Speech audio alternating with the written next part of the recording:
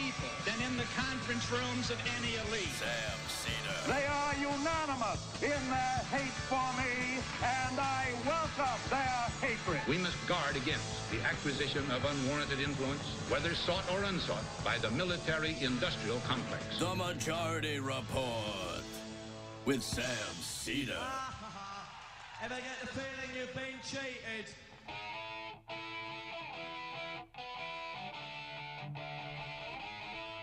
It is Monday, November 13th, 2017. My name is Sam Seder. This is the 5-time award-winning Majority Report. We are broadcasting live steps from the industrially ravaged Gowanus Canal in the heartland of America, downtown Brooklyn, USA. On the program today, Trump has a mid-Pacific trip meltdown. Meanwhile, the Republicans cut the rich's taxes plan, getting closer to passage. Tonight is whip night in the House. In Iran, along the Iran-Iraq border, massive earthquake kills over 400 people. Back in the States, Trump installs a tax-dodging expert as the head of the IRS. He's got a big question, too, whether or not to let Robert Mercer off the hook for $7 billion worth of tax liability. Wonder how that's going to play out. Meanwhile, in Alabama, Roy Moore defiant. Not the least of which because a significant percentage of Southerners and evangelicals are sociopaths. The Election Integrity Commission sued by an election integrity member. The federal judiciary will be the hidden disaster of the Trump era. Speaking of not so hidden disasters, we have midwifed one in Yemen that could be unprecedented. And in Poland, massive protests, or celebrations, I should say, seek to purify themselves of Jews and Muslims. Happy Polish Independence Day. All this and more on today's program. We'll take your phone calls and IMs early today, too. I think. I'm not going to promise. So, well, I'm in favor of it, but I can't promise. Oh. Sometimes it happens, sometimes it doesn't. In a certain sense.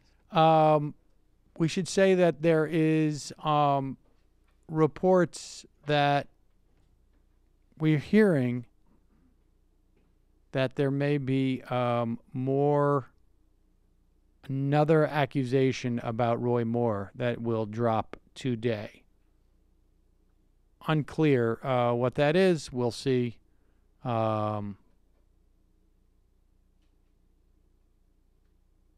But we will. We should also say that apparently Mitch McConnell. We don't have sound of that, do we?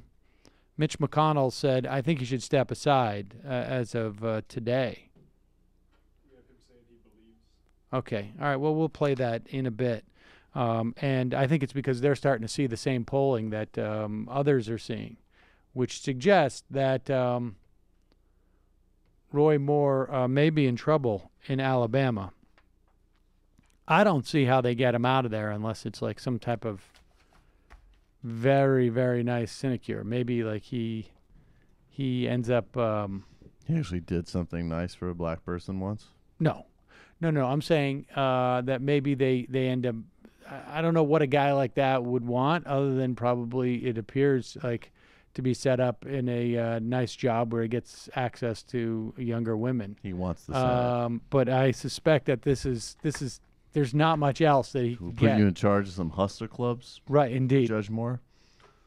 As long as there's a Bible nearby. We will get to that in a moment. First, let's just play something that is sort of fun. So Donald Trump is... was at the Association of Southeast Asian Nations Summit And apparently they do a special, I don't know, hug. They do like a sort of like their version.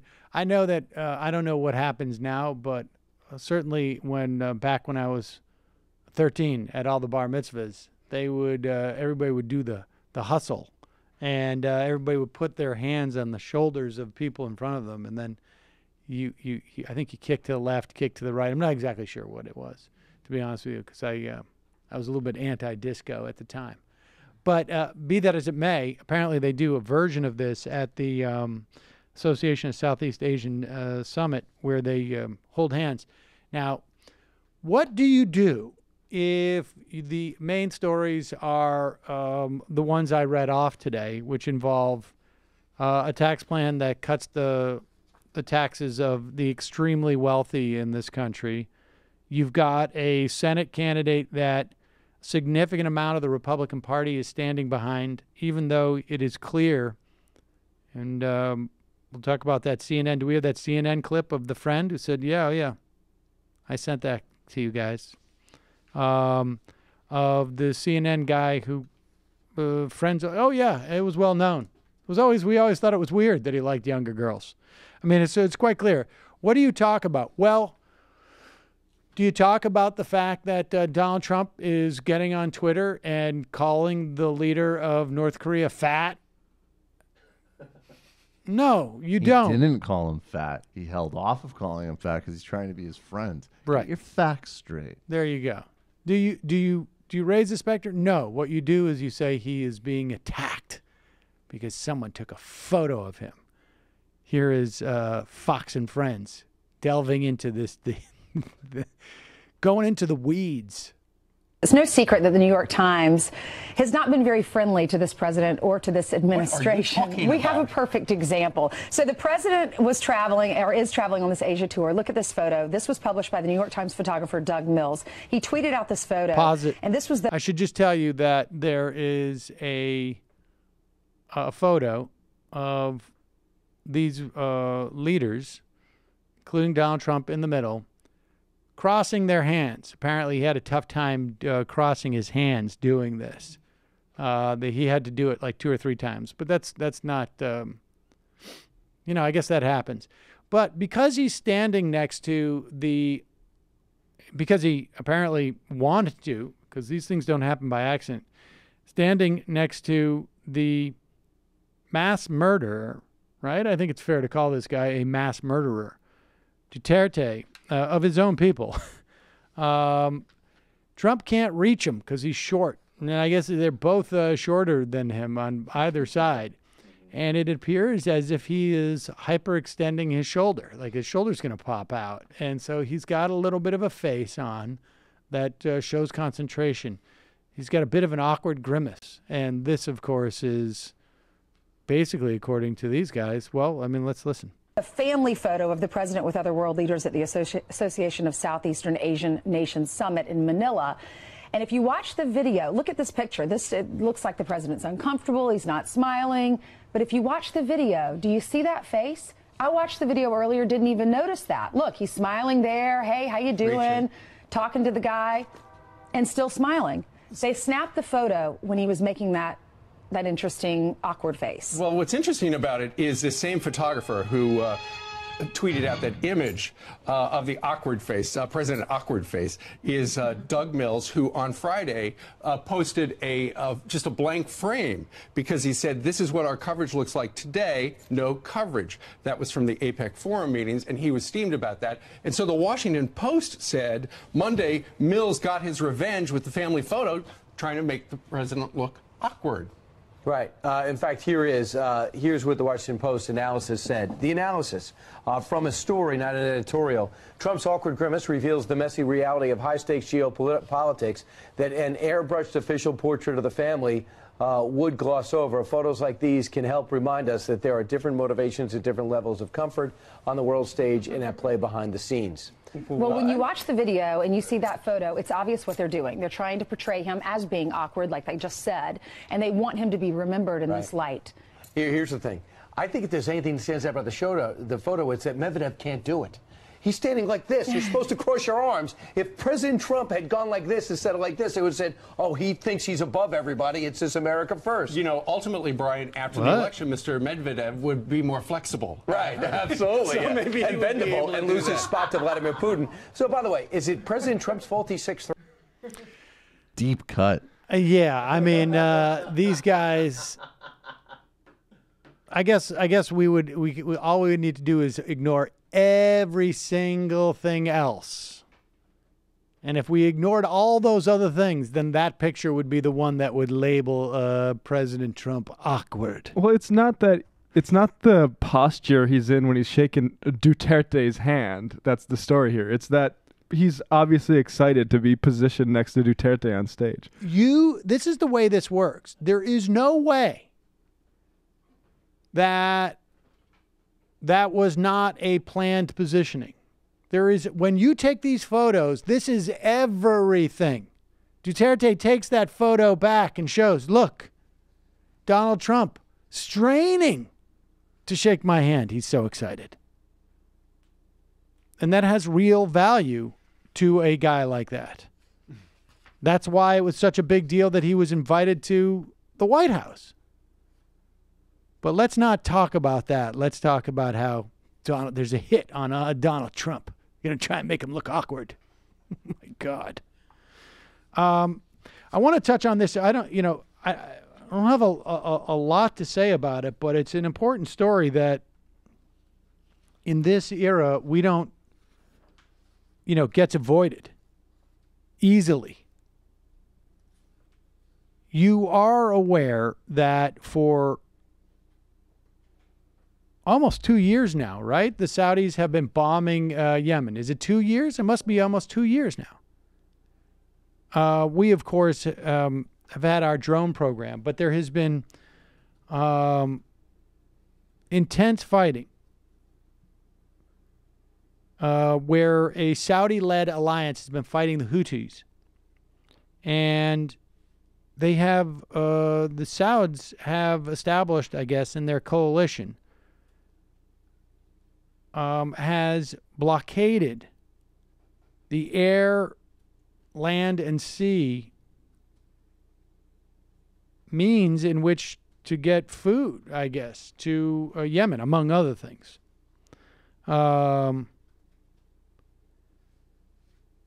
Apparently, since then, the already inflated food and fuel prices have skyrocketed. And the UN now has warned. This is after a briefing at the UN Security Council on Wednesday of last week. The UN's humanitarian chief said we could be looking at a catastrophic humanitarian crisis that has pushed millions of people to the brink of famine. It will not be like the famine we saw in South Sudan earlier in the year, where tens of thousands of people are affected. It will not be like the famine which cost 250,000 people their lives in Somalia in 2011. It will be the largest famine the world has seen in many decades, with millions of victims. What did the UN Security Council do? Nothing. They are doing nothing about this blockade. And there's every reason to believe they're doing nothing about it, because two members of the council, and maybe others who are also hesitant, but two members of the UN Security Council are Great Britain and the United States. And we have certainly helped the Saudis in this assault on Yemen, and there's no reason to believe that our relationship with Saudi Arabia right now is not interfering in the Security Council's ability to react to what could be the worst humanitarian crisis in decades. We're just allowing maybe millions of people to die. And just to be really specific, they're aiding the Saudis by, among other things, and the United Arab Emirates, who are also flying bombing missions there, with refueling specifically.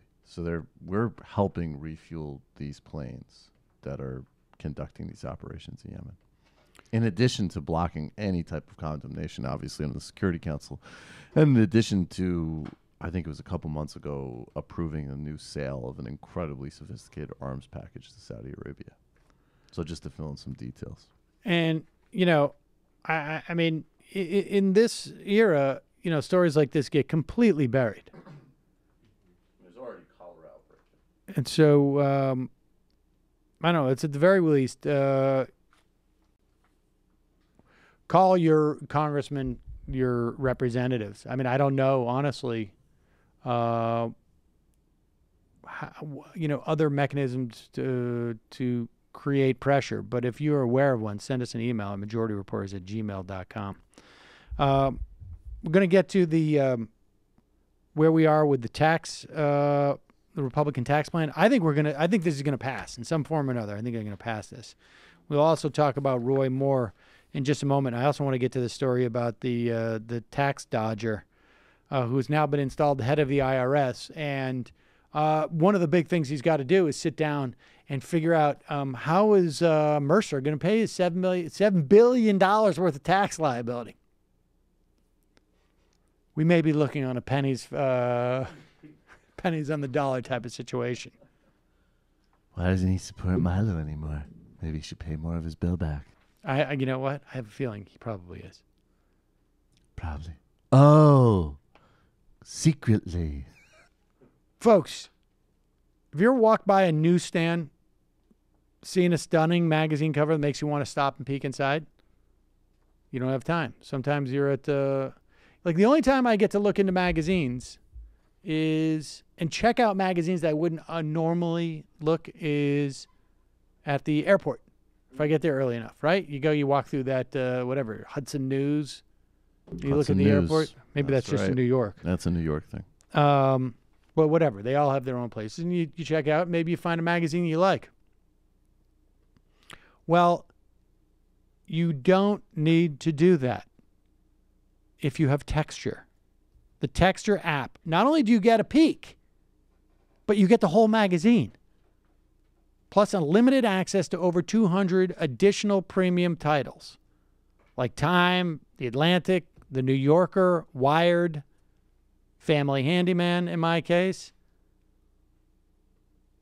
But you can look at magazines that you've always thought, I would like to try, but I'm not going to pay that $8 for or $12 for that one magazine at the airport. You pay one fee with Texture and you get access to all these magazines all the time. Just imagine having your favorite magazines and their archives anytime, anywhere. To start your free Texture trial, go to texture.com/majority. If you choose to continue, my listeners will get Texture for just $9.99 a month.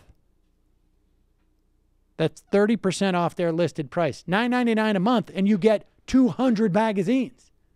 Do the math, folks. You're making money off of this practically. I mean, if you were to buy those magazines. I love Texture. I've talked about it before. There's a lot of features in there, too, that you can sort of create your own magazine. It's a great gift options are available also for the holiday season. Go to texture.com/majority. Start your free trial today. That's texture.com/majority. Texture.com/majority. Folks, you know Casper is a sleep brand that continues to revolutionize its line of products to create exceptionally comfortable sleep experience one night at a time. I think I have, it escapes me now. What's that thing where Freud talked about? The Oedipus complex? I have it in reverse. And it's basically, you want to kill your son? Well, he's the only one with the Casper. Oh, right. Yeah, I don't want to kill my son. Yeah, I would say, yeah. But I would actually like to switch out. You would like to kill your son's mattress privilege. Yes. I would like to end his privilege over the Casper. And now Casper has 3 models. The original Casper, that's the one we have, which I think is fantastic. The Wave and the Essential. Casper mattresses are perfectly designed to soothe and cradle your natural geometry or in my case, of your child's. Not to mention, the breathable design helps you sleep cool and regulates your body temperature throughout the night. That's what I want. Where's my body temperature? It's delivered right to your door in a small, how do they do that size box. Free shipping and returns to the U.S. and Canada. The best part, they give you Casper's 100-night risk-free sleep on it trial. 100 nights. If on night 95 you say, you know what, 91 through 94 have been good, but this last night stunk, we're sending this back. They'll pick it up. They'll send it back, no cost to you. You spend 1/3 of your life sleeping. You should be comfortable. Start sleeping ahead of the curve with Casper. Get $50 toward any mattress purchase by visiting Casper.com/majority using majority at the checkout. That's Casper.com/majority. Offer code majority for $50 off your mattress purchase. Terms and conditions apply. All right, let's get into this this story about the tax plan. Just briefly, I mean, this is going to be ongoing. And the tax plan right now, what it is largely hypothetical. The House has passed its bill. You know the basic outlines of this. A doubling of the exemption on estate taxes, and then ultimately a phase out. Huge corporate tax breaks. Also allowing people to take tax breaks on their pass-throughs. And then there's stuff like where in the House bill you get taxed on tuition breaks that you may get at a school, which is just insane to me. Or if you're a teacher, you no longer get deductions for supplies that you spend in your classrooms.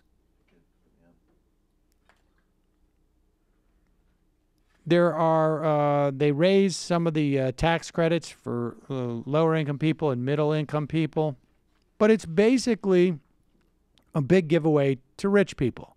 400 millionaires apparently have said, we don't need tax breaks. Wake me when 400 millionaires write in to say, raise our taxes. Yep.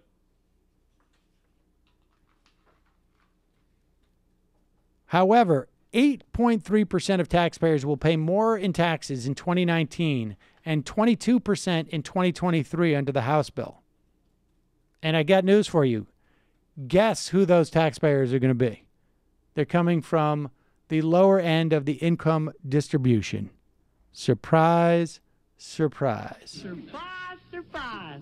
Why are they doing this? Why are they raising taxes? Why, what in the world, aside from being just a general a-hole, why would you actually raise, almost make being a grad student impossible? That's what they're doing. A big chunk of it is being a huge a-hole. The other part of it is they need to try and get to the point where this is deficit neutral beyond 10 years so that they can make these permanent because of Senate rules that we have talked about. I don't know if they're going to get there, but I think they'll take their 10-year. I think they'll take the 10-year tax cuts like they did during the Bush era.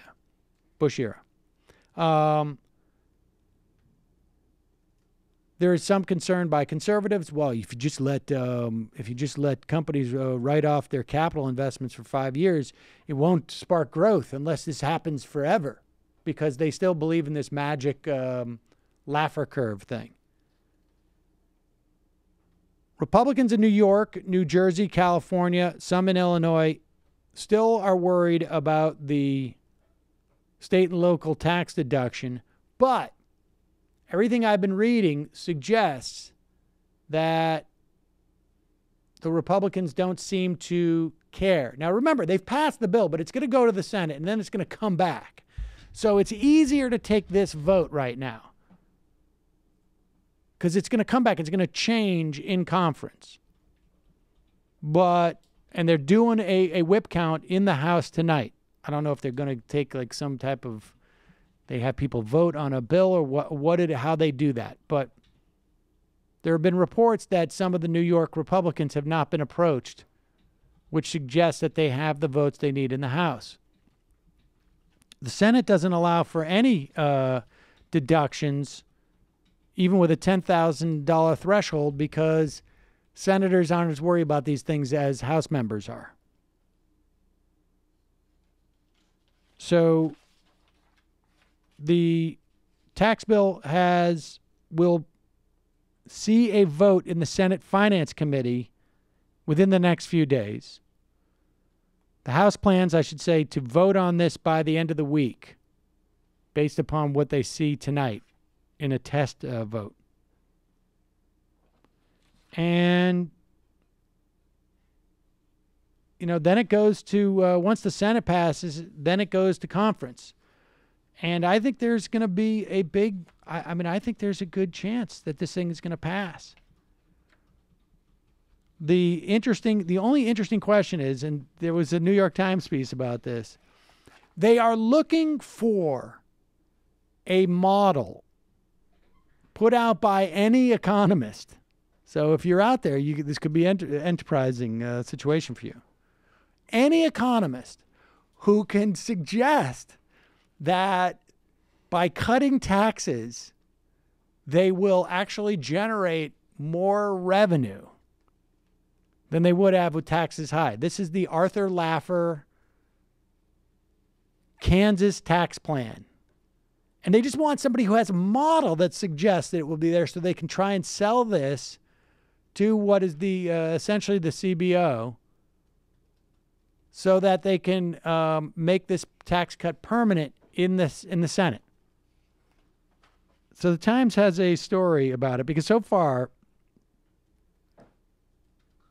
their plans to cut taxes by $1.5 trillion over the next decade, they're trying to argue it's not going to add to the debt. Now, remember, it's not terribly relevant, at least in terms of the health of our economy, as to what is added to the debt. This is an accounting error. We've talked about this, or an accounting trick, because of modern monetary theory. It matters for two reasons, and we'll get to that in a moment. But the first, we'll get to the second one. The first one is they want to make these tax cuts permanent. They cannot do it because of the Byrd rule in the Senate with 50+1 votes if they can't show that it's deficit neutral. In other words, that it won't add to the debt. So they're going around looking for an economist who will employ dynamic scoring, which suggests that if you cut taxes, it will create economic growth. The economic growth will increase revenue over where it would be on taxes now because of the volume. So many more people are going to be paying taxes because of the huge economic growth that we're going to get, that the number of dollars coming in will actually be larger, even though we've cut taxes. This was the plan in Kansas, of course, and it failed miserably. In fact, it's failed to the extent that it's ever been tried. But it is the mantra that Republicans keep telling themselves so they can cut taxes. We'll get to the second part of this two-step, though, in a minute. As they search for these economists, they found that economists at Goldman Sachs said that they expect tax cuts to generate enough additional growth to offset about a fifth of their revenue losses. So yes, it's true. Tax cuts may create some growth, but not nearly as much as you would be, not nearly as much revenue as you would be if you're just taxing it. And certainly when you give tax cuts to the rich, it spurs growth even less because rich people don't spend that money the way that poor people would. Poor people would go out and spend it immediately. Middle-class people would spend it immediately. We all got checks for $300 during the Bush years. Did you know this? You get that check for $300 and you're worth millions or billions of dollars. Guess what you do with that check? You don't even know that it came. In fact, you'd probably fire the person who came to tell you, like, here, open this envelope. What? There's money inside. You just had me open an envelope to get $300? You're gone. You're fired. You want to see what I'm going to do with $300? I'm going to make you eat this check. Now, check eating does not contribute to the growth at all, folks, just in case you didn't know. You're doing class warfare. But here's the second part of the two-step, right? So they go in and they're going to get a model from some economist they can find at like Princeton or Harvard or Dartmouth or wherever it is that is also going to have a nice cushy job at some type of like right-wing think tank. They're going to come up with a model that gets them really close to it. They're going to hand that over to the parliamentarian to give it to the CBO. They're going to make the argument that this thing is deficit neutral. They're going to try and get permanent tax reform. Even if this is 10 years, they're also going to find a model that's going to suggest that it's much less. 3 years out, it's going to balloon the deficit and then increase the debt. And then the fix the debt people, when Democrats come in, if they come in 2020, are going to show up and they're going to say, we have a deficit and debt crisis. We must act right now and cut Social Security. That's how it's going to go because that's the way it's went. And maybe we'll have someone like Barack Obama who will accept that premise, try and cut Social Security. Or maybe we'll have someone else who says, you know what, go F yourselves. Too bad, maybe somebody will run, maybe a Democratic Party nominee will run on a lockbox. That would be nice. But that's where we are now. We're going to have a whip count tonight in the House. We're going to have a vote in the House later in the week. I may have misspoken earlier and said that the vote had already taken. It's going to happen later in the week. Also later in the week, we're going to see the Senate Finance Committee. So we'll have a sense of actually what the bill is, at least going into conference. I mean, the Republicans are and here's the other thing to watch out for. They're going to pass something. And the conventional wisdom, the Beltway media, the mainstream media, the corporate media, whatever you want to call it, is going to say this is going to really help the Republicans in their reelection because they've done something. And I will tell you right now, it will ensure that they will get their donations from their donors. But frankly, no one's going to give a crap. It's not going to implicate the 2018. They're going to go out there and say we did tax cuts, and it's going to be a liability. When people figure out, that there is no such thing as, there's no such thing as the death tax. And if you want to be accurate with the estate tax, you call it the wealthy estate tax, the extremely rich estate tax, the more money than 90% of you, at least 95, 98, excuse me, I'm misspeaking. I don't know what it is, but if it was today, it would be more money than 99.8% of you have in your estate tax. It will help them keep campaign contributions going in. And period. That's why they and they've said that. And they've said that they've publicly. Been explicit about it. And it's amazing. I forget who it was, but I watched. It was like some Don Lemon segment on CNN a couple weeks ago. I was on a plane, and this analyst that they had on, she was saying, they were showing that Trump's numbers amongst his base have dipped modestly, very modestly. But that, of course, is a CNN segment. And she's like, well, they're upset that he hasn't done tax reform. That's just so Isn't that incredible? Unbelievable. Contrary to all empirical indicators about these people. But this is the thing. Where they're awful to where they're justified. And you would think, right, that some Republican members of Congress are probably swayed by that narrative. And this is what we've said, and I've said this in the context of like the Russia stuff.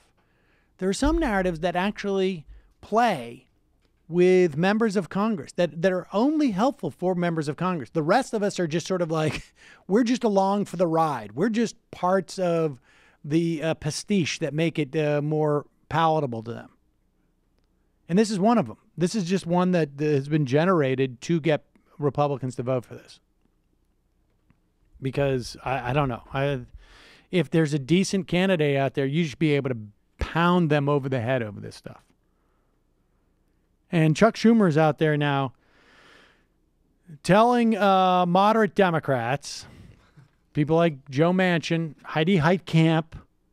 Thanks, Matt. Matt. Thank you, Matt. And I guess Donnelly and Tester to a certain extent, although I think Tester's already... That letter that I sent you, there's a Schumer letter outlining basically the Democrats' framework for... This is from a while ago. Oh, it's from a while ago. That letter isn't that letter was from months ago. Oh, my mistake. Anyways, the point is, though, is that Tester did sign it. The only three that didn't sign that letter are Donnelly, Heitkamp, and Manchin. Yeah, that letter was from a couple of months ago. Oh, okay. But, I mean, it's still... It might still be operative, right? Well, I mean, it's operative in the sense that they didn't sign the letter. And those three are the three that have all been in play since they didn't sign the letter over the summer, I think it was. And that's why those names keep coming up every time. We'll see. I'd be surprised at this point if they sign on. But, I mean, that's part of the reason why, if you're Mitch McConnell, you don't want Roy Moore in there. But, people are like, there'll be House members who are going to lose their seats. And the Republicans may lose their majority. I don't think they care. I think, and it makes sense, what is the Republican agenda? Like, why would they keep their majority if not to cut taxes on wealthy? Like, be like, is this the hill they want to die on? Yeah, it's the only hill. There's no other hills for them. If this the hill they want to die on, implies but they might want to go and fight on that hill and the other hill over there and the one down the road. There are no other hills. Those hills are boring. Those hills don't even exist. There is no other hill for them. Well, in a certain sense, there's criminal hills. There's, Duterte gets to kill people on the street. They could try. And there aren't think pieces in New York Magazine about it either. Just does it. So it's awesome. I'm pretty confident it's going to happen, and they're bringing out the big guns, folks, to sell this tax plan. They need somebody who can go out there, who is not establishment, but can get them to swallow the fact that children of millionaires and billionaires stand to make literally millions and billions of dollars. Billions of dollars in some instance. I mean, let's say you're the daughter, let's say, hypothetically speaking, of a billionaire, right? And dad's going to give you $1 billion. Right now, under the estate tax, the wealthy estate tax that we have, that daughter gets the $5 million tax-free. And then she's hit up with is it 40% now? I believe tax it's 40%, yeah. On the billion. So she only gets $600 million. That sucks.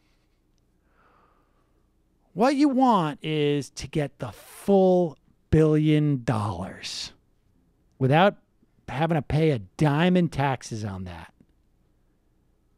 Now, that's only going to happen under these plans if your dad dies in, let's say, 6 years. So let's say your dad's early 70s, and you're thinking he's going to last another 6 or 7 years. Taking a hike with him. At least, yeah. You're on the slope, just No, you don't even have to do that. I think maybe you just look at your dad. And I think a Big Mac. Yeah. Dad, have a little bit of more McDonald's, not too much more. Who could we find with someone with that level of motivation to sell this tax plan? Here we go. If you look at the framework, if you look at the outline and how the House and the Senate work together to establish principles with the president and executing on the president's vision, which is really twofold. Pause it. How do we... If you're just listening, it's the special advisor to the president, Ivanka Trump. Continue. Executing on the president's vision, which is really twofold. How do we enable American businesses to be competitive in a global landscape and to truly thrive?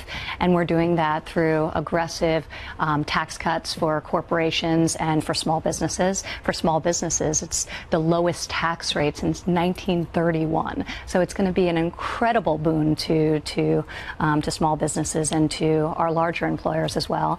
The second prong is to ensure that this offers middle-income families real relief. We're doing that through tax cuts. We're also doing that through keeping really important policies around the child tax credit. We're dramatically expanding that, and that's very beneficial to families, especially. What does that mean? How much does that mean for a family who's watching right now? So at least $1,600, the first $1,100 of which under the Senate plan is refundable. The Senate actually brought it up to $1,650, and I'm optimistic it only gets enhanced from here on out as they go to conference and potentially through amendment. So that's an enormous expansion of a credit that's incredibly valuable to parents at a time when they need more money in their pockets when they have young children. We're also keeping the child. Pause it for 1 second. I just want to give you a little bit of a scorecard here. Okay, so families, $1,600. The woman speaking, billions of dollars. With a B. I mean, to be fair, she's got other brothers, right? But she's the favorite. By Neera Tandon. She did it to us. Just like with Tim Black. We got Tandon. Totally Tandon. Or I guess for us, we wouldn't. Are we good? Wait, Neera Hold likes... on. We good? Okay, so I'm just going to pick it up from there and then just do a little splicing. So assuming that Donald Trump is worth $1 billion, and we're doing him a little favor here, but let's assume he is, and assuming she's going to get 45% of that, she stands to make hundreds of millions of dollars. Does it matter? I mean, honestly, she's out there. She's so invested in this.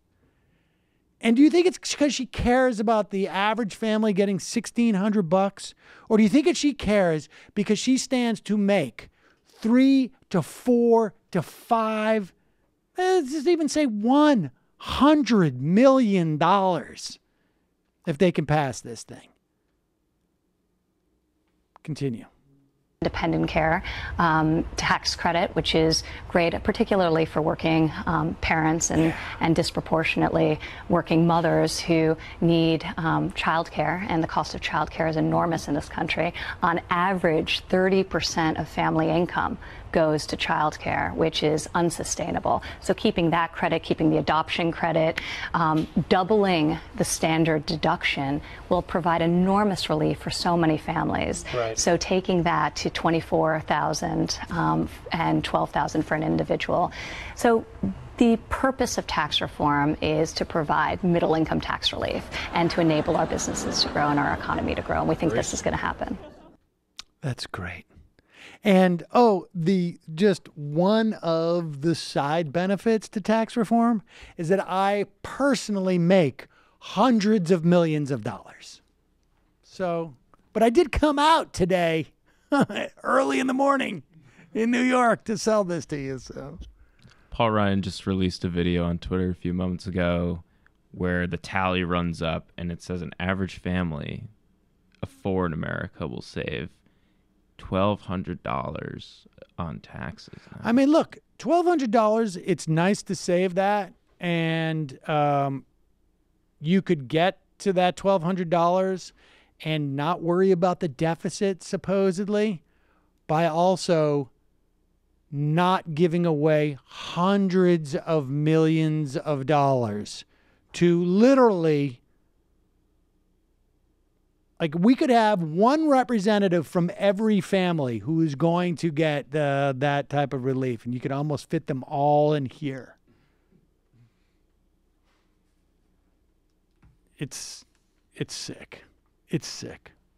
Have we heard anything else about Roy Moore? Are there any more? Haven't seen it yet. Not coming yet. But here is, and we do have Mitch McConnell, right, saying that he believes the women. I wonder why that might be. Why would it that Mitch McConnell would say this? Well, part of it is woke as fuck. He doesn't want, and he's so woke, but he doesn't want Roy Moore in the Senate. He just doesn't. And I think part of that is they're concerned about retaining the Senate.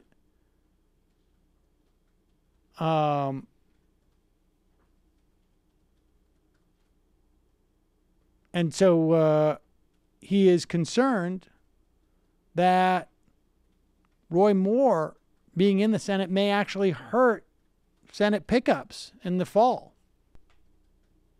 Oh, it'll be absolutely be negative for national numbers for the Republicans in 2018. I would also add that Roy Moore coming into the Senate is a threat to McConnell's leadership position.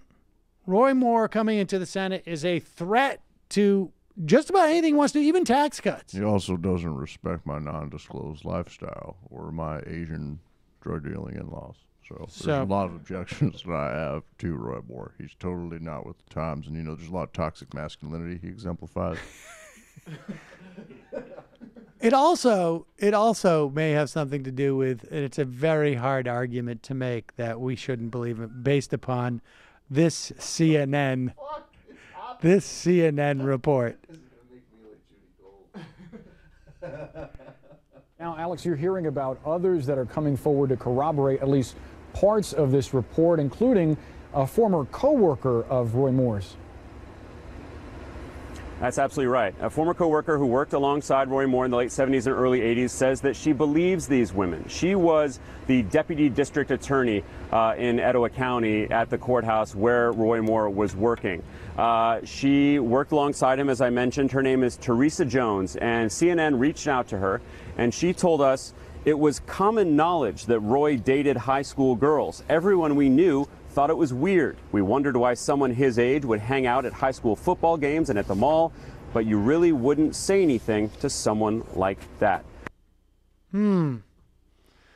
Yeah, sounds a little weird. There's going to be more coming out about Moore. And I don't think he's going to leave, though. So, I think to a certain extent, you got McConnell there. There's no upside to Roy Moore for him at this point. A lot of downside, not in a good sense. Right. Here he is. Here is Mitch McConnell saying for the first time in his life that he believes a woman who says that she has been in any way assaulted by a man, or in this case, it was sexually molested. You can't give consent when you're 14. I hope I don't have to. Go ahead. Or do you believe these allegations to be true? I believe the women, yes. Ever since the time of Eve, women have lied and deceived and brought us onto the wrong path. But there comes a time when, even if they're all total bitches, they're right. And this will be that time. If you'll excuse me, I have a meeting with my wife, quote unquote. Her dad and I have a meeting about a fentanyl shipment coming from Taiwan. She got some other things. There's a lot of balls I'm juggling. Sean Hannity, meanwhile, in his defense of Roy Moore, and do we have any of that interview with him? Sean Hannity had Roy Moore on. Is that what this? No, this is okay. So Sean Hannity had Roy Moore on, but he is now defending himself from charges. Now, Hannity either misspoke or was misunderstood, according to Hannity. And I think it's possible, where he suggested that it sounded like he suggested a 14-year-old could give consent to having relations. And what he said in his defense is that he thought it was a 16-year-old could give consent to dating a 32-year-old man or a 34-year-old man. Now, that is, I think, technically the case in Georgia, and that's important to note. But when your defense of charges that a sexual predator went after a 14-year-old girl is that, hey, the 16-year-old that he went after at that age was perfectly legal. When your defense for a guy and first off, why does he believe the 16-year-old as opposed to the 14-year-old? Right? We have accounts of the 14-year-old telling people contemporaneously this, but he only believes the 16-year-old. Maybe the girl was lying. Maybe she wasn't even 16. I mean, why does he selectively choose to believe her? Well, I know why he does.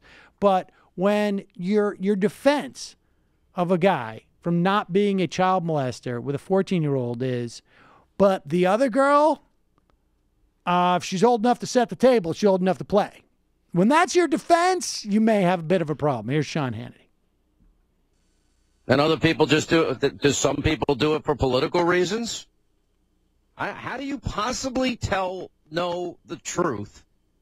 Except, okay, so the two other girls were older in this case. He was apparently like 32, and he dated, one girl was 18, one girl was 17. 16. They never said He lied. There was no sexual, there was kissing involved. Pause it. He lied. You know, it's funny because I remember Sean Hannity when he used to talk about Monica Lewinsky. He would lie about her age too. Held, and he would say that she was a year younger than she was. So somehow these ages are all going to meet in some type of median between. It's a fluid, very fluid. You know, only 29. He was 29 when he lied. Right, he was 29. She was, by the time he's in, it's just completely. It's like he was 28. She was 23. What's the problem? Yeah, good? One girl was 18. One girl was 17. They never said he did. There was no sexual. There was kissing involved. And then they're saying this one encounter with a 14. Consensual. Yeah. So, I mean, that is the big thing. But based upon his trying to minimize the creepiness, like, I don't know why, if it's no big deal, I don't know why Roy Moore just run on that.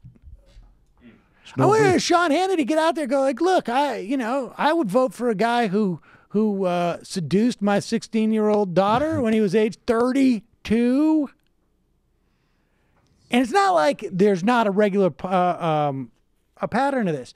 So Sean Hannity lost some advertisers for this because some advertisers find it creepy to be advertising on a program that is defending somebody who is targeting young women at that age.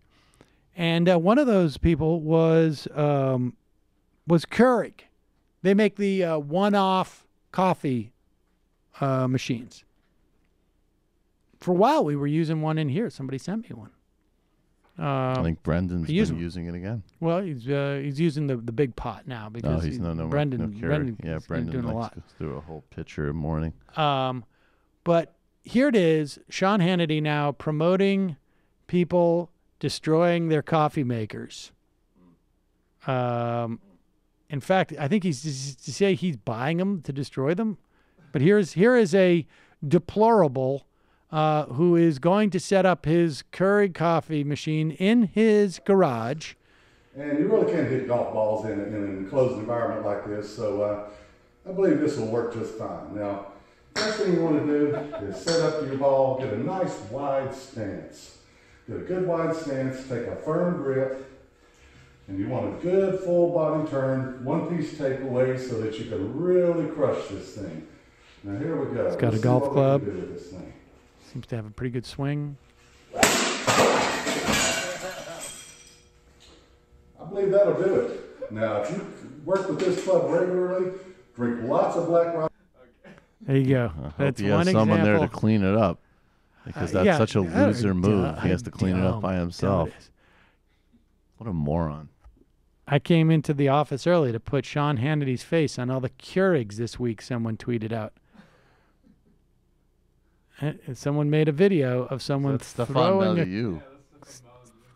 It's that weird Canadian guy who's totally mentally sound.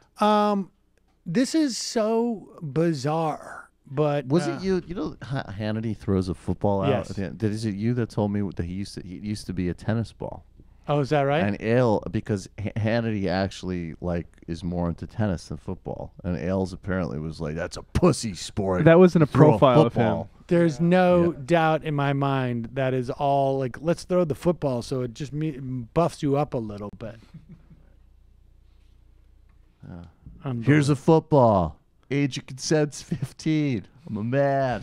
All right, we got to take a break here, and we will head to the fun half. We still have more on more.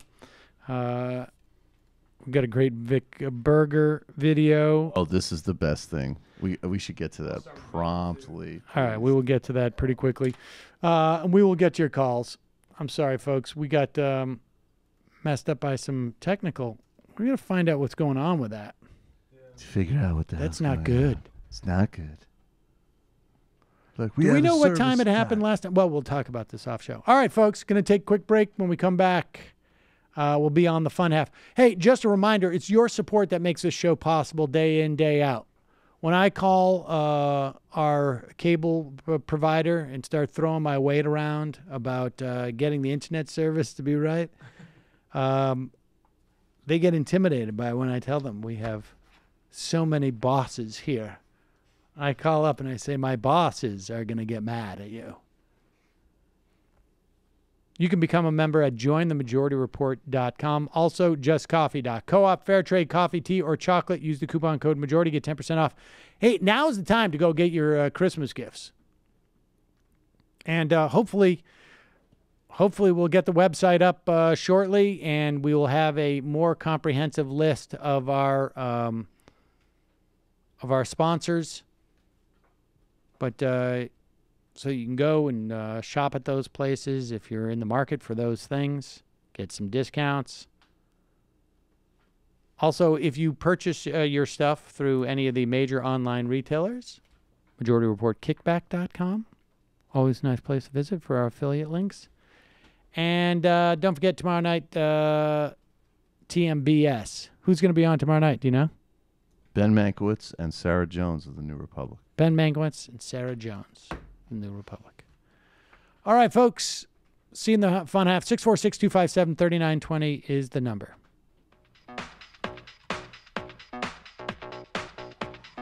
C'est une poupée qui fait non. C'est une poupée qui fait non. Toute la journée, elle fait non. C'est une poupée qui fait non. Toute la journée, elle fait non. C'est une poupée qui fait non, non, non, non. Toute la journée, elle fait non, non, non, non. Elle est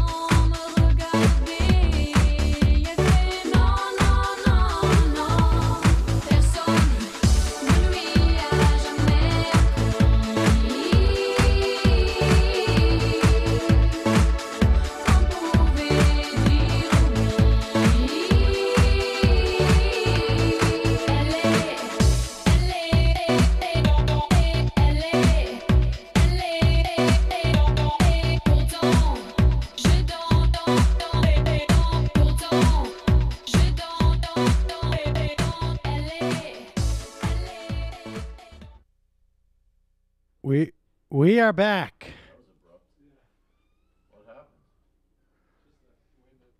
We are back, ladies and gentlemen. Abrupt end to that song. Number 646-257-3920. Where's John from San Antonio? We haven't heard from him for a while. Folks know anything, give us a shout at majorityreporters@gmail.com. You calling from an 847 area code. Who's this? Where are you calling from? I'm not John from San Antonio, but it's Josh from Chicago. I hope I'm half as good. Well, I hope you're half as good too, Josh. What's on your mind? Well, I wanted to talk about these tax cuts and how they're going to devastate my family. That sounds like fun. Do tell. Yeah. So the thing that a lot of people aren't talking about with the tax cuts is the medical deduction that's going to be lost. Essentially, I believe they won't allow you to deduct medical expenses anymore. My understanding is that did that make it in? I don't know if that's still in the bill. I mean, this is it did. Oh, it did. It is okay. Yeah, over $10,000 is my understanding. Yeah. So my family has over $10,000, probably close, maybe 20, in terms of medical expenses, because my father requires like in-home care. And this is basically for like any which my family is upper middle class, but for any upper middle class family, they're going to be devastated. Even if they any medical expenses a year are going to run you sometimes close to $10,000, but if you have let's say a family member who is in need of consistent care or who's in bad health, middle class is going to get fucked on this tax cut. Yep. And in that way alone. And I mean, I know people are talking about the fact that teachers can't deduct, but from their for supplies and stuff like that. But this is absolutely going to kill the middle class. We're going to see a lot more, I think, medical bankruptcies, frankly, in the wake of something like this. I think once these things get more settled, we'll hear more about it. But I haven't heard much about that since the release of the bill. But I wonder, I got to look in to see if it's still in there. But I think it's tough to know what the broad strokes are right now. But we'll be talking more about it. And I appreciate the call, Josh. Yeah. All right. Thanks, man. Hope I was half as good as John. You were pretty good. I would say. I thought that was very solid. A third. Give him half. more. You got half. Give you him got half. Give him half. Well, let's pursue that. How about medical deductions, just to make sure that what the status of that is. Curious as to whether or not it's in the Senate bill as well. Calling from a 310 area code. Who's this? What's up, Sam? This is Adam from Los Angeles. Hi, Adam. What's on your mind? Hey, have you guys been following the PragerU lawsuit? It's a very interesting case of the shift of the priorities on the right. I don't know if you've taken a My understanding is that Prager is suing YouTube, right, over demonetizing its videos. I think he's actually going after Alphabet Inc. because if I'm not mistaken, it actually goes into some search results bearing as well, what they're claiming. Okay, yeah. I mean, the search results is going to be the search results thing is going to be a more fertile ground, because if it's just about monetization, and what's interesting about the monetization argument, which I've heard, Prager make, and then also what's his face, Dave Rubin, because I think they get their funding from similar places, if not from each other, or in some instances, that they're making the argument that in some ways, you can be financially coerced. Once you as a conservative, once you start going into those areas where actually money can be a force that in some way inhibits your rights, that's very, very dangerous territory for them. Because once you make that argument, then you're opening up the door to the notion of hey, I'm not choosing to work for somebody completely free of anything that's coercive, that our relative economic statuses have implications on coercion. What else are you seeing in that fight about ads, though, that's interesting to you? Well, one of the things is they actually posted an article, and I forget where it was from, but it's essentially what the gist was is maybe we should re-examine net neutrality, which is such an odd take because Prager himself went out and made his own video doing all the corporate talking points on net neutrality. The fact that he's willing to spin 360 so quickly, and he was very prominent in being pro-Trump early on, which he got a lot of flack, I think, from a lot of the more quote-unquote traditional conservatives, that he's essentially willing to sell out. I don't really know if he's almost barking up a tree that I think if he wins, it's going to be a Pyrrhic victory in which he's going to, either advocate that Google should be broken up, which I'm sure a lot of people on the left agree with wholeheartedly, or two, that he's essentially just broken up his case that private companies can and cannot do it as they please, which has been kind of the bedrock of his whole free speech versus, a company's right to discriminate against gay, lesbian, or transgendered individuals. I think he's really about to shoot himself in the foot, which I hope he does, but it's a very interesting case nonetheless. Yeah, I'll look into it. I've been trying to largely to avoid looking at it, but I will look into it. I appreciate the call. Thank you. Thank you. Calling from a 913 area code. Who's this? Where are you calling from? Hey, this is Philip from St. Louis, first-time caller. Hello, Philip. New caller sound, Matt. Yeah. Oh, God, I'm sorry, Philip. I feel we haven't. That's all good. We got to get on this. Brendan's going to remind me afterwards to get those sound clips, and we're going to put them on my board. It's time to let's do. Oh, I figured Patrick was in charge of that. I just like new color. Keep playing it. Go ahead. Well, so I'm a pharmacist here. And play the pharmacist calling sound drop that we have. No, go ahead. Pharmacist one thing. Calling. One thing to say, and then one kind of quick question for you. So one thing, whenever I'm online and see kind of liberals talking about with like the birth control mandates and that sort of stuff there, people need to stop using the line saying like, oh, well, they're not, but they'll, Cialis and Viagra will be covered. Well, the truth of the matter of the fact is that the insurance companies, they don't ever cover ED drugs because they are not medically necessary. So, and they're uber expensive. So that whole kind of notion, I think, is completely counterintuitive to the whole point about the birth control, which is actually, it will definitely save costs in the future, but quit bringing up the whole like Viagra not being covered because it's never covered in the first place. Yeah, okay, fair enough. I mean, I also don't think it's analogous on some level. It's not about birth control is far more implicated in terms of your health than Viagra does. Like, it's not like Viagra has other sort of medical benefits, I think. Yes, I mean, it is occasionally used for blood pressure and very, very rare, very. How does it work with blood pressure? If your blood pressure's too high, it opens blood? It just dilates. It dilates your blood vessels. And initially, actually, it used to be when it initially was out on the market, it was initially a blood pressure medication, and they thought erections were just a side effect. And then the company was like, oh, well, why don't we just use it for horny old men, because we can make a lot of money that way. There you go.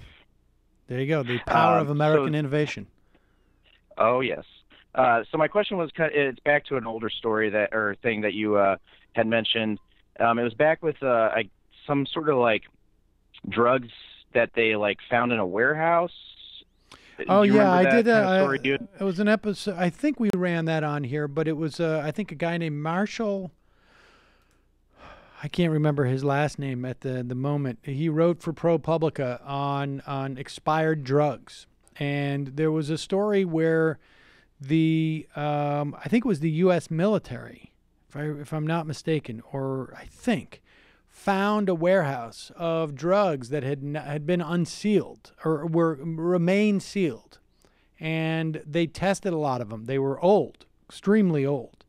They tested them to see if A, they became dangerous, and B, if they became less effective over time. And their results were largely none became dangerous, and the vast majority of them were still a high efficacy. Okay, yeah, because just from my own perspective, like they definitely wouldn't be any dangerous. The only sort of thing that you would, coming just from my own kind of, if I were to have those sort of drugs, and I were dispensing them, the issue I had is if they were technically past their expiration date, I am not able to sell them because technically I'm supposed to be selling them at 100%, with 100% efficacy, even if it goes down to 99%. Unfortunately, just the way the law is set up, I am unable to. But I think the point was anything. My hands are tied. If a drug that expires in, let's say, 16 months or 36 months, still retains 99% efficacy 30 years later or 20 years later, then there's every reason to believe that expiration date is too short, right? That you're still within the 100% range in the first 5 years, let's say. I don't know. I mean, I'm just speculating. I'm just throwing out numbers. Yeah, no. But that's the point, is that we don't have data on this. Nobody's running these tests, and it is costing us hundreds of millions of dollars, probably billions of dollars a year, maybe.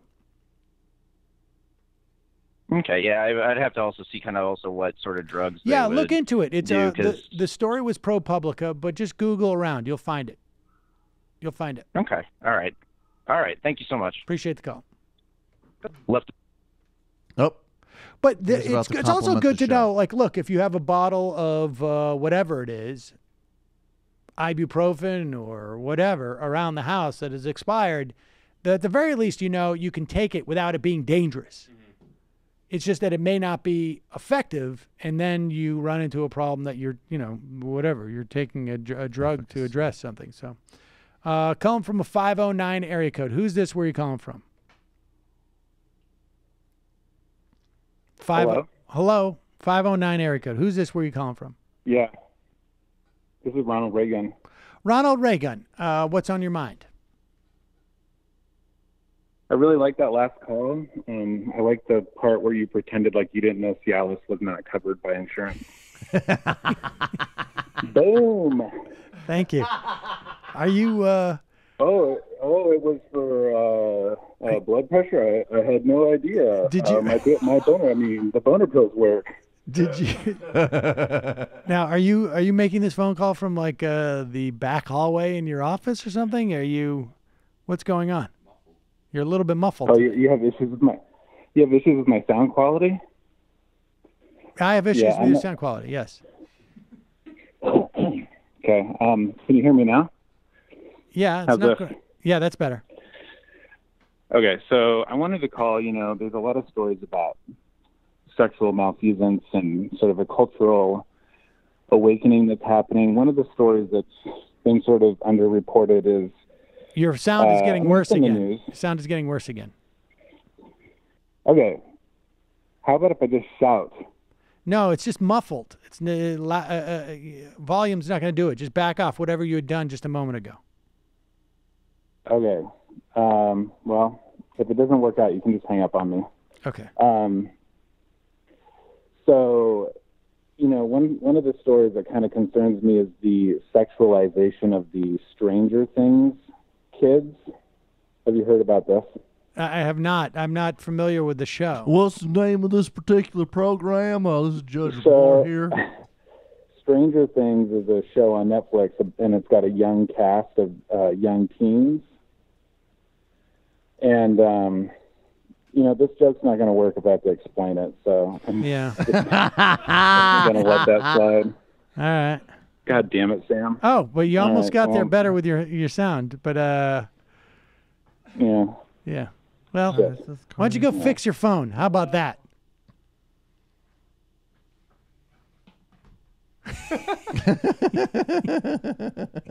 Might be the all-time worst ray gun call. Yeah, that it could be. Sal's joke was still strong. Yeah, that was pretty good. But it would have been better if the sound was better. I mean, let's face it. You just can't get away with Look, that. it isn't his fault that we're not keeping up with pop culture. Well, but it is his fault that he's sitting there.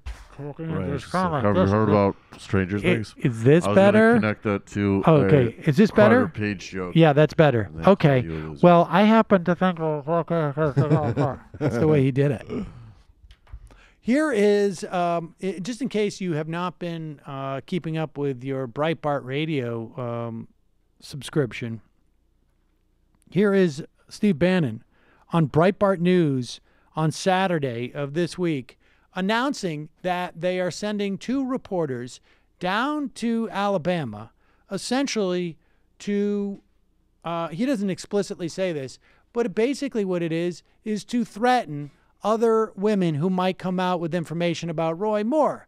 Look at what we're going to do to this first woman. Do you want to have this happen to you?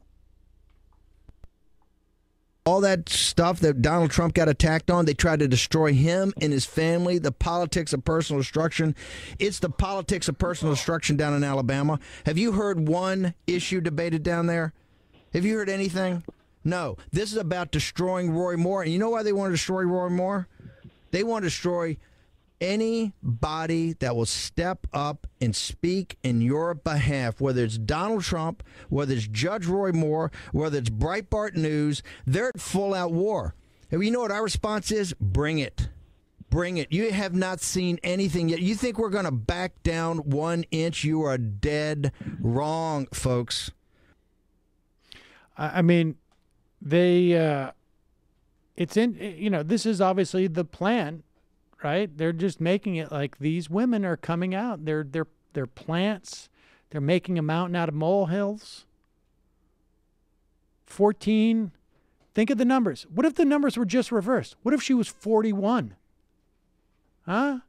That's the numbers attitude. is 41. I also want to say in conjunction or conclusion, there's going to be stories, politics, and personal destruction about chicks in my acid tub. And they're lies, but we're also not going to back down. And why didn't you let me produce fucking movies? I'll tell you something. If I produced fucking movies, we wouldn't have to be here. I would contend that Steve Bannon has made the argument that, he's working for Donald Trump on the outside. It is so clear that in Steve Bannon's mind, Donald Trump is working for him. Like, he is just using this as... the idea like they're coming after President Trump. They're coming after Roy Moore. They're coming after Breitbart News, available at Breitbart.com. It's like Right. there's such a... I don't know. They're all just examples of just imploded, grotesque masculinity, and they're going to keep having their identity crisis spill out all over the world, basically. Well, I think it's That's also, just how it though, works. I think to the extent that he has a political It's all agenda, it's personal. long-term, and he perceives it as a war against Islam. And I think but I think in the short term, in the midterm, it is about expanding Breitbart. Yeah, and I think the whole Islam stuff is the more I've studied Steve Bannon, I think he's a guy who likes to have, and he is relative to most environments he's in. He's a kind of smart guy, and he certainly read a lot of books. He's an autodidact, but I think he wants the patina of I'm this historical fascist war against Islam figure. The bottom line is he's successful, but not as successful as he wants to be. He's unbelievably resentful and rage-filled. And the biggest part of I keep saying the BuzzFeed thing about Milo, the main story was the overt connections to white supremacists and nationalists. But the other big part of it was just watching Steve Bannon, along with Mercer Money, create a artificial media creation. You know, their business. Yeah, it's all business. It's all He got it from ego the and same place business. Glenn Beck got it from. Exactly. It's all ego and business. It's not. It's Very not, YouTubey. very YouTubey. And God, he All right. looks really bad. All right, so who is this? Do we know who this is with Alex Jones? Shepard Ambellis, I think is his name. He works for like an IntelliHub. I don't know. I haven't heard of it. Okay. You can really see IntelliHub it's- is like one of those things that grew up sort of in the wake of 9/11. I think it's like where these sort of like quasi-private, national security reporters with like supposedly inside scoops, that always like sort of every now and then get something that is, maybe vaguely correct. And he is on Alex Jones. And I'll tell you something. I can really understand Alex Jones' frustration. We saw this with Mike Cernovich. Sometimes you get really frustrated if you're on the show and you've got like someone who's on there, a contributor or something, or a guest who's just can't do it. And it gets really annoying. And Vic Berger has reinterpreted slightly this segment to show us Alex Jones's frustration. Roy Moore, 30 plus years ago, told women, some of them who might have been under 18, they were pretty. Well, and I mean, all the time, I'll sit there. I've got $3, but I'll sit there, at a play or whatever, and tell girls, you sure look nice. It's Hollywood. They're the ones all doing it. That's like a Texas thing. They say don't even do that. They're like, hey, sweetie, how you doing? I'll say to, waiters come over, how you doing, darling? Yeah, you can't. And like Northerners go, what the hell? That woman just called you darling. Yeah, you can't say darling. That's what you do in the South. You can't even. And these are women on Facebook. We don't even know knew him. And then he's, of course, denying it all. I should have. Well, no one's. You just know this is the next for everybody. This is it. But. And they make it so uncomfortable that if you're with your kids at the park, you're not supposed to talk to other people and their families if you're a male. But then meanwhile, they allow the sexualization of children. Yeah. It goes on and on and on. And that's how the New World Order is coming about. And pretty soon. Well, come back and join us soon.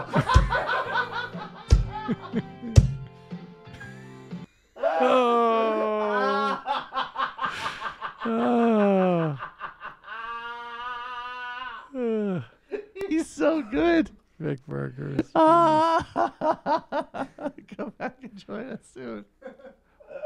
The way he did the hand, Right. like it was like a judgment being handed. They're like, all right, not booked again. Bottom line is, in Texas, we're just willing to say to even like a 12-year-old, sweet pod, girls we see on the street. Northerners, they don't like that. You go up to 11-year-olds, you go, oh my God, you're growing into a fantastic They're all pair of titties. hoity-toity up there. They're all, and the guys But are, when in Texas, where we got them working in the fields, and it's okay. yeah. That's right. Yeah. Anyways, it's like- the point being, it's they're like- just going to come after us. Yeah. You know what's great is that he saved the guy from saying any number of horrible things himself. Like, hold on, I'm justifying pedophilia I got this one. right I got now. this one. Nobody's going out on a limb here except for me. You get a sense like maybe I'm the going guy to was start like, talking about. Wait, you quiet. The guy was just like, hey, I just want to. I I want the opportunity just to say, a 12-year-old girl. Sometimes you don't know they work their magic on you. put a spell on you, like Jimi Hendrix. Come on. What is We it? all know. Voodoo We all child. know. We all know. There can be 13, 14-year-old Lolitas. Remember that book? It's probably a setup. Nabokov worked for the Illuminati. a possible Trying to make us look bad. That guy said right before the segment, like, I don't know if I feel comfortable talking about it. I was like, don't worry about it. I got it. I got this one. It's fine. Don't worry. I feel super comfortable It's in fine. this area. Sometimes just sort of have a quivery voice and pretend like you're about to interject something. I'll cut you right off. Get back to explaining why calling a 13-year-old tremendous piece of ass is works in Texas.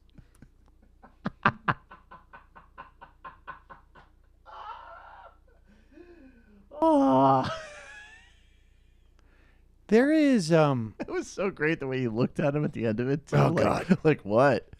Got anything to add now, stammer guy? Isn't there a story that Roy Moore moved to Australia at one point? I have not heard this story. I think it was in the original Post. Do they have like different age of consent laws there or something? Well, no, it's just sort of weird. I mean, and I gotta look into this. I mean, look, when I wanted to get as far away from, basically, my parents when I was a kid, I went and traveled in Australia, lived there for a year. This is, 25, 30 years ago.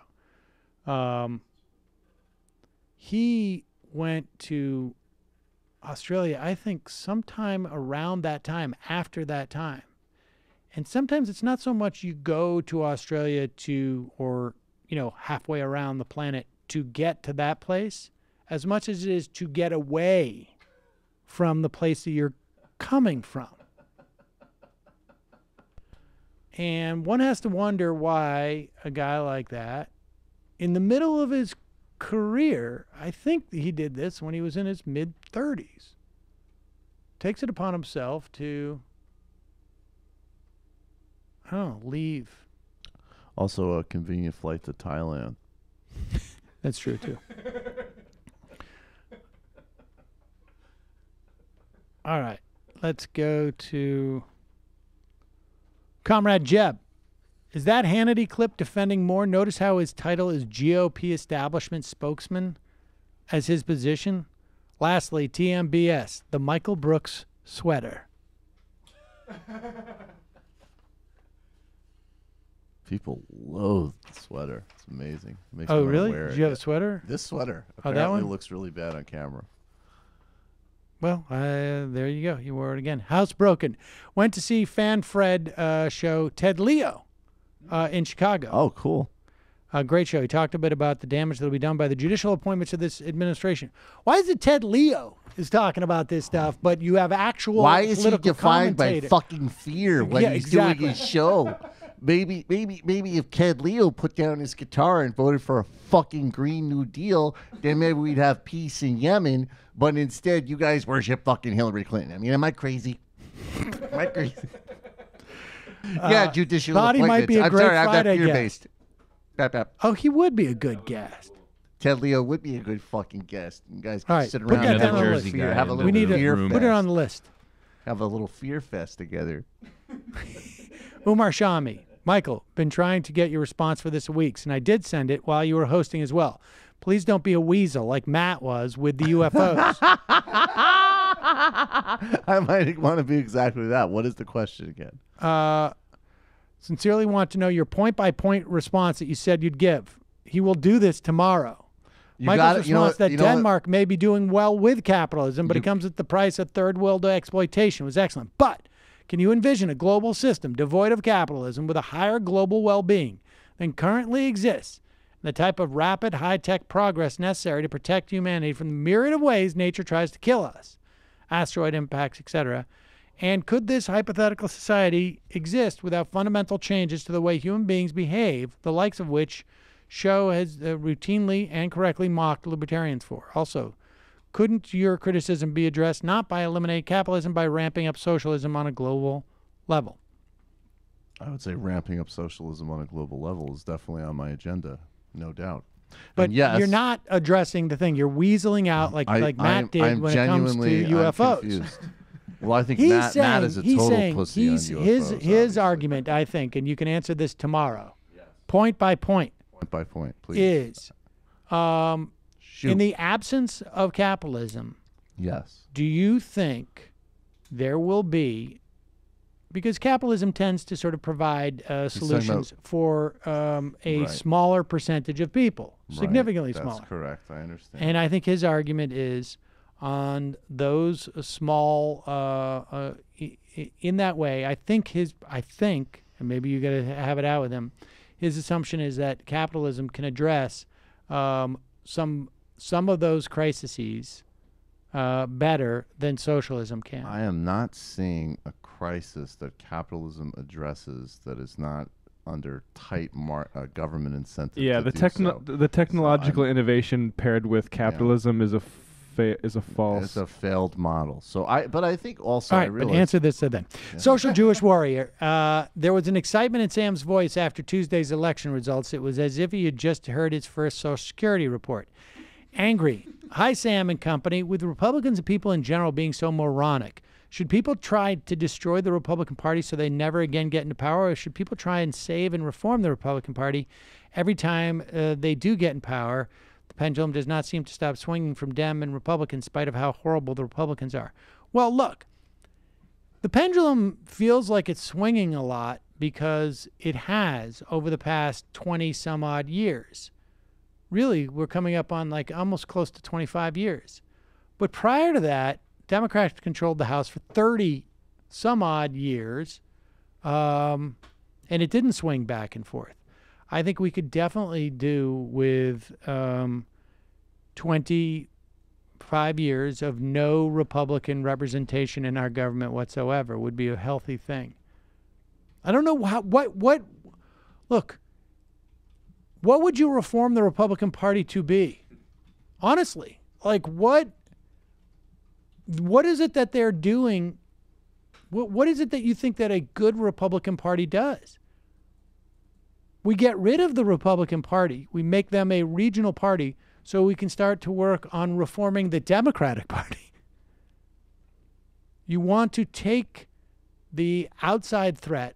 I mean, look at what's going on with Game of Thrones. They all realize at one point, we've got to fight the White Walkers. Then we come back and we fight the Lannisters. But you got to fight the White Walkers first. You gotta fight the White Walkers first, folks.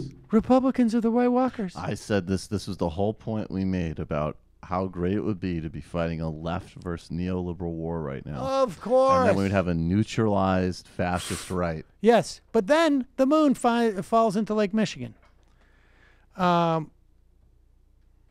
Nick from Manitoba, the King Falmers. I don't believe for a minute that Jamie had her wisdom teeth removed. I think it's far more likely she gouged out her own eyes after reading about more. The king of all I-amers. Nick from Manitoba. Hey, Sam, good show today. I should say Jamie is still recovering. She will be back Wednesday. Wow. Yep. She said, don't be shocked at how swollen her face is. Wisdom teeth suck. You got to get them out early, folks.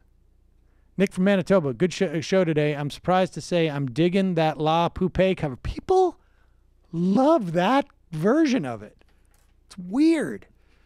Sound like it'd be a stellar track for water aerobics at a third-rate early Republican Roman bathhouse. Ba, ba, ba, ba. Secondly, being Nick from Manitoba and Matt being from North Dakota, I'm curious to know whether he's ever made the trip up north to Winnipeg. Stay sweet, MR Beauties. Yeah, I've been to Winnipeg and La Paz. I went on a fishing trip in way northern Canada once where we had to take a boat that lands on water. And there was no... A boat that lands on water, yeah, is that right? Water, I don't know what the technical term is. Water boat, I think it's what they call them. Okay, water boat.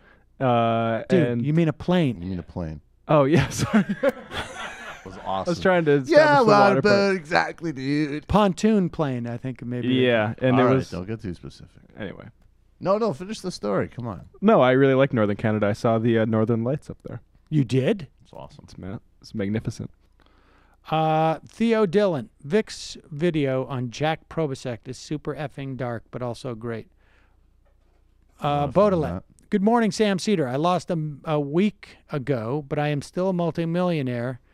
You're still a lesbian haircut wearing looser in the looser commie libtard party.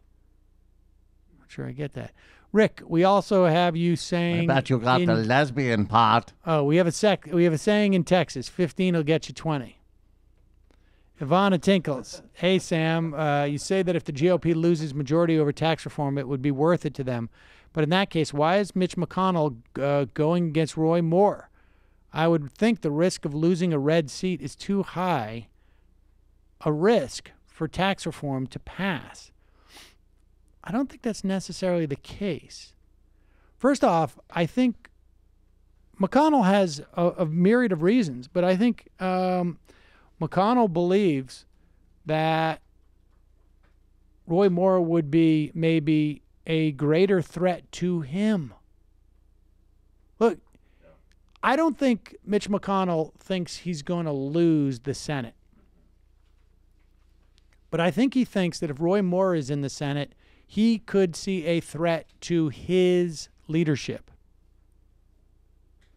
And, you know, from Mitch McConnell's perspective, he's pushing all of these judges through. And look, only dummies don't realize how important these federal judgeships are. Donald Trump has had so much success in getting appellate judges, it is unrivaled, his success at placing appellate judges on the court at this stage in his thing since Nixon. Since Nixon. When he says, like, people don't know about what I would have really been doing, that's what, I don't know if he knows that's what he's talking about. They just got a 36-year-old nominee who's never tried a case, who's been a lawyer for 3 years, was a blogger for a while, who was unanimously rated not qualified by the ABA, the American Bar Association, on an appellate a federal court. This is a lifetime appointment, folks. Now, he went to Harvard Law School. He clerked for judges. He's never argued a motion. He has never brought a case. He has never... I don't think he's ever been in a courtroom where he's been even required to speak. Unless maybe he went in for jury selection. We've gone through this, the numbers. When Trump came in, there were 100 empty seats on federal courts. I think another, since then, 30 some odd have retired. They're anticipating another 35 or 36 retiring. There's going to be a total of 166 vacancies. Obama only got 22 judges in a 2-year period when the Democrats, Senate control over when the Republicans had control of the Senate, which was the lowest total since 1951. When Democrats controlled it, they approved 68 judges in the last 2 years of George Bush's presidency. Okay? Just to give you a sense of like the how these things work. By 2009, in November, Obama had made 27 judicial nominations, right? Including one Supreme Court Justice, Sonia Sotomayor. Trump has nominated 59, twice as many to the federal courts, including Gorsuch. So he's not filling any of the executive branches, but they're getting federal judges onto these appellate courts, which is huge. And only dum-dums don't realize the relevance of that. God. It wasn't what Ted Leo said about Susan Sarandon disgusting. Yeah, fucking disgusting. Hey, this is encouraging. Hey, they just declared martial law, and now I'm going to do a video on why Hillary's a fucking bitch. It's 2019. Future content. I want to play a video coming out of Pittsburgh where, you know, we never hear anybody talk about Occupy anymore. But this is what this video is of. Is something that I feel like came out of Occupy. You saw it particularly like Occupy Sandy up here in New York area after the Superstorm Sandy. But this is the type of thing that like this is the type of stuff that I think is just going to have real implications down the road. This is the DSA of Pittsburgh. What is the national membership up to now? Like 40,000? 30 some odd? This has grown literally by leaps and bounds. They are running a program. I mean, maybe a little bit highfalutin, but basically they're running an initiative to fix taillights, brake lights on people's cars so that cops don't pull over people of color under BS excuses. Here's a video. This is pretty good. They're doing free brake light repairs in East Liberty, Pittsburgh. All right, moving now from the right wing to the left wing. Why is a socialist group offering to fix taillights for free? Well, the Pittsburgh chapter of the Democratic Socialists say they're fighting police brutality because a broken brake light, one of the most common reasons people get pulled over. At least one driver who got a repair today agrees. It strikes fear in your heart because you never know what the outcome is going to be when you get pulled over for something as basic as a taillight being out. It can go from 0 to 100 in no time. So that's always a big fear of mine. It's the first time the Democratic Socialists in Pittsburgh have fixed taillights, and they plan to do it again in the future. That type of stuff is a great idea. It's brilliant. And it's exceptional from a bunch of, mansplaining Bernie bros who obviously are already totally horrible because they want universal health care. But, I think, though, that the clip of that woman could be isolated and spread in and of itself. Like, the larger, piece is great, but that's just unbelievable. Well, yes, this is the idea that she's it's not driving around with that it's knowing very that believable. We all know this reality, but that should be underscored and underscored and underscored. Calling from a 512 area code. Who's this? Where are you calling from? Tammy from Austin, Texas. Hello, Tammy. What's on your mind? Well, first of all, how's my level? I don't want to go all Ronald Reagan on you. No, you sound great. Ronald Reagan sounded horrible. Okay. Hey, do not say anything bad about him. I'm not saying anything bad about him. I'm just saying his sound quality was bad. Okay, so couple of things. First of all, some guy called in talking a bunch of nonsense garbage about how Cialis and Viagra aren't covered. Yeah. He's a pharmacist. That's a lie. That's a lie? Well, I just pulled open my I just pulled open my formulary. I don't know if you remember when you hurt your hand. I'm the one that called and told people to check their formulary for free over-the-counter drugs. Uh-huh. Do you remember that? I do. Okay. So I'm one of these geeky nerdy people that actually has her formulary saved as a PDF to her desktop. I'm looking at mine right now, and under genitourinary agents other, both Cialis and Viagra are listed. Although if you want to get the copay rate, you have to go with the generic, and you're limited to just one per day. Huh. Now, do you think that is that? When it says Geno, what was the Geno? Genitourinary agents, other. So is it maybe not that, heart?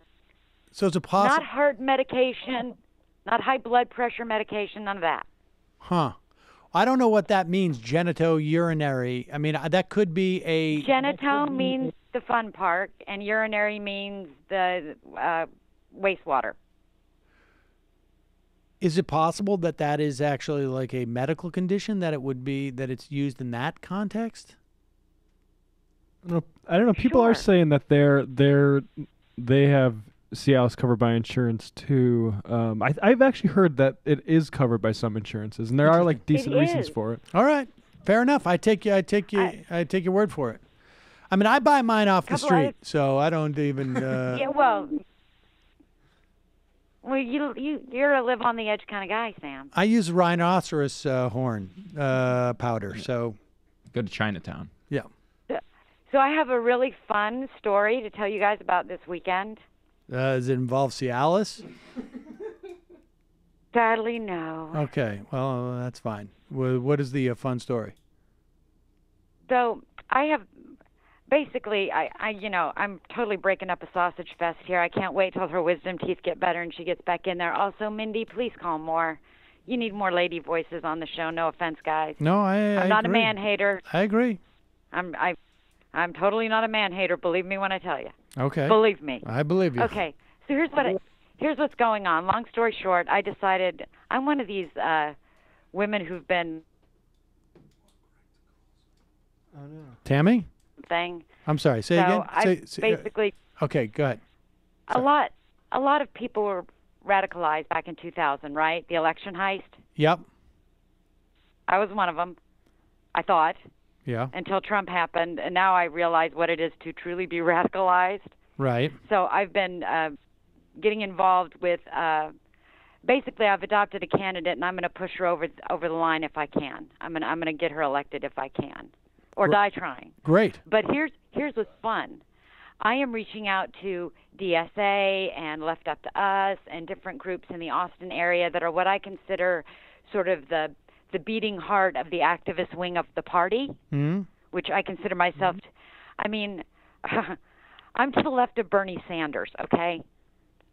Okay. So, but I, like you guys, I hope, I'm a pragmatist, which is I want the most liberal person in every seat that I can get. Right. And if that means that it's got to be Joe Manchin in some place in knuckle drag, wherever, fine. So long as he caucuses with us and we get to pick the House Speaker and the Senate Leader. You know what I'm saying? Yes. Okay, so long story short, I reach out to these groups, and one of the things I want to find out from them is how does my candidate submit herself for consideration, right? What is your questionnaire? What all do you need from her? And I go on to their website. I submit my information with all of my contact information, my name, my address, my phone number, my email address, et cetera, yada, yada, yada. I get a reply from a maniac in New Zealand who is collecting a list of radicals and lets me know that I'm on his list. What? The Austin group.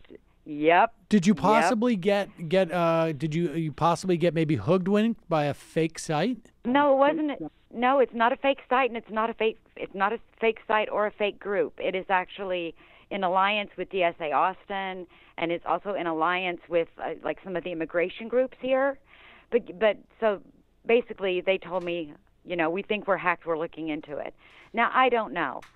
Friends of mine tell me every single Bernie group out there is compromised. Don't tell them anything about yourself. But I've been doing this for a while, and I'm not worried about it. But the funny thing about this story is that, like I said, I've been doing this since 2000. In 2000, I had some neo-Nazis knock on my landlady's door thinking that she was me. Jesus. I mean, so I'm used to this. But like regular everyday people that are reaching out to these groups, the Indivisibles and the Our Revolutions and the DSA groups, the people who really want to get involved, if they get an email from some maniac in New Zealand, they're going to be like, screw it, I want out of this. Right? Tammy, the whole thing sounds a little bit off to me. I don't know what, but like, first off, let me just say this. Nobody in New Zealand can do crap to anybody. Exactly. Well, except for put your name on a list of radicals, communists, violent Antifa demonstrators. That's the list I'm on now. Well, where is this list? It's on his website. What's his website? Hold on a second. Trevor something. I mean, the good news is if you made that list, it's probably a really watered down list. TrevorLoudon.com. Hey, is somebody right there where I can like tweet it at you? Yeah, you can tweet it at majority.fm. Okay, I'm tweeting this to you right now. All right, well, Tammy, I'm going to look into it. I want you guys to. But what I'm saying is, I'm just sending a shout out to all. Please, I'm sending a shout out to all of the people out there. If these people send you an email saying, I've got your IP address and I've captured your message with all of your personals, don't be freaked out. It's like Sam says, they're on the other side of the world. Bullies who are dangerous don't warn you that they're coming. These people are just trying to intimidate you. Stay indivisible as fuck like me, and don't let them scare you off. Thanks, Tammy.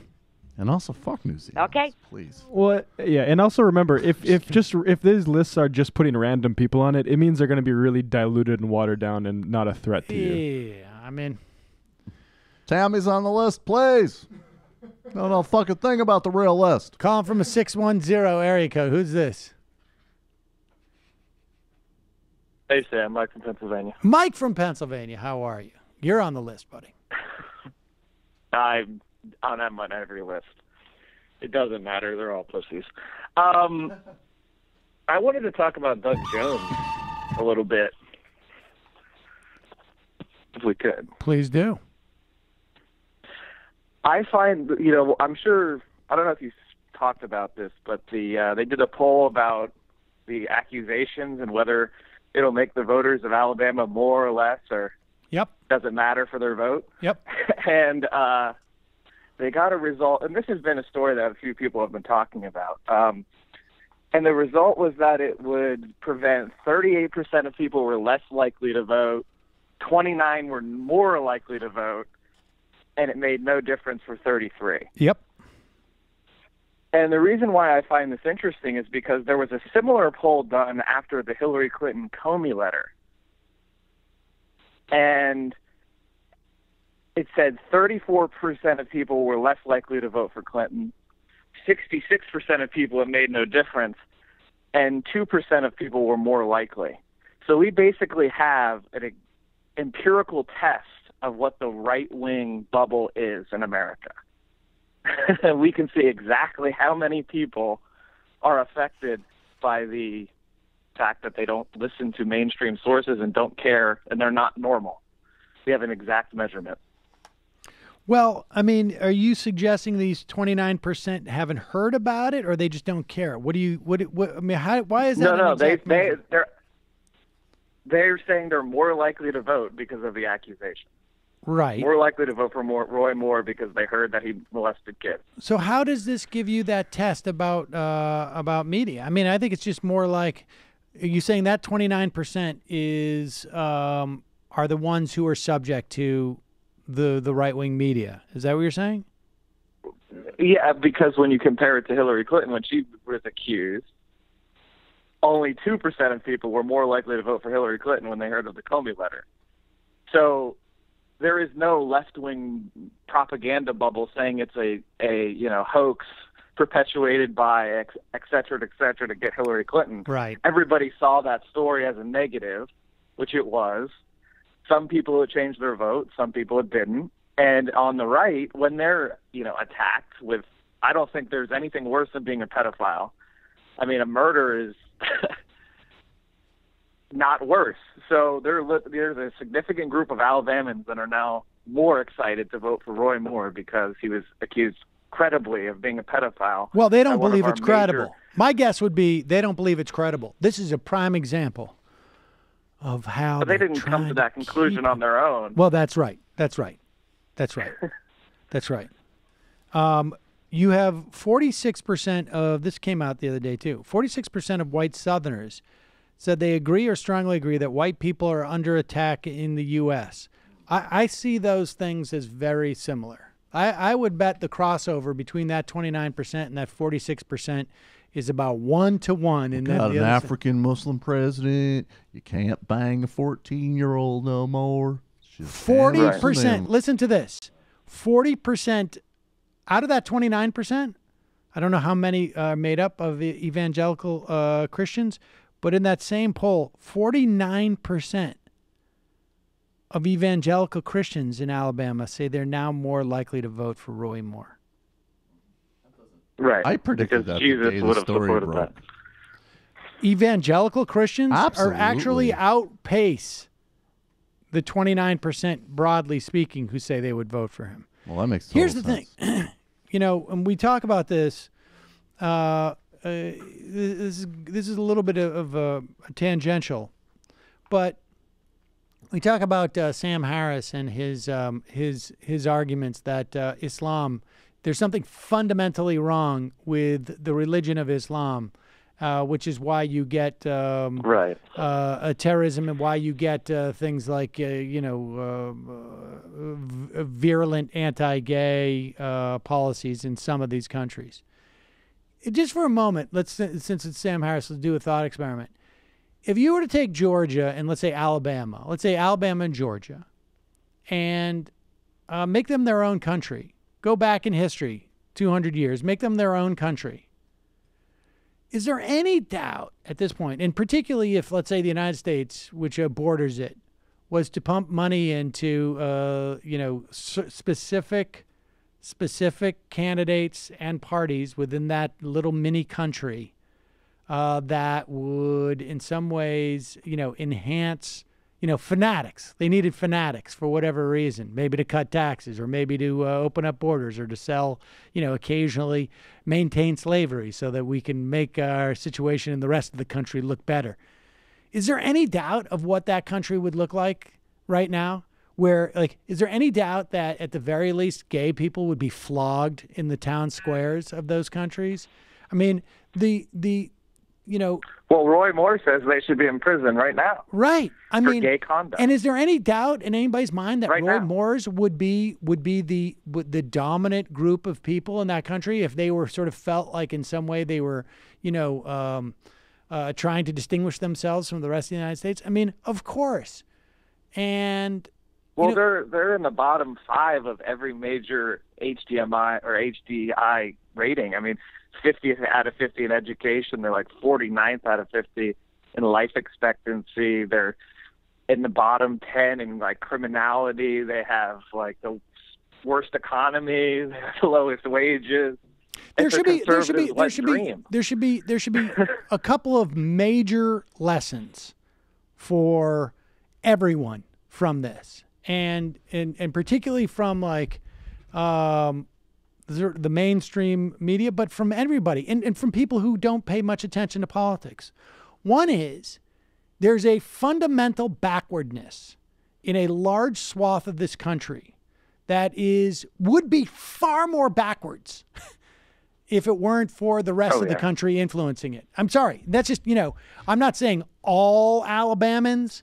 I'm not even necessarily saying the majority. Not necessarily saying that. I think the jury's out. We'll have a good test. We're going to have a pretty really good test. But a significant portion of these people would so backward ass if it wasn't for the rest of the country. And I'm sorry. I know that's sort of demeaning and bigoted of me, but sorry. Make the argument otherwise. Okay? The idea that it's about economics, I'm sorry. I'm sure that enhances it, of course, if people don't live if they're living in poverty, then it's much easier to get this over on them. But it's been persistent and durable for over a couple of centuries now, and it's improving, but very, very slowly. People should understand. The second lesson that people should learn is that the Republican Party feeds off this shit. And this stuff is the dog, and the rest of the Republican Party is the tail. They should understand. 2004. I mean, come on. How can you not remember Bush literally won the re-election on bashing gay people? Yep. And saying he was going to pass a constitutional amendment to ban gay marriage. Yep. That was the entire reason he won a lot of these close southern states. And come on, man. But if you're in Alabama right now, you need to get off your ass. Stop listening to the show. No offense, guys. And start knocking doors. You can listen to it on your headphones right while you're in between doors. What are you talking about? Listen on the app. Yes, because look, that's the only. That's a good point. I mean, there's interesting data that's coming out. I haven't seen anything written up about it, but not Larry Sabato. I can't remember that guy's name on Twitter. He's a professor in Virginia, I believe, and he contends that there's data that shows that the more involved the Democratic Party got in races in Virginia, the worse the candidate did. And I am sure that's right.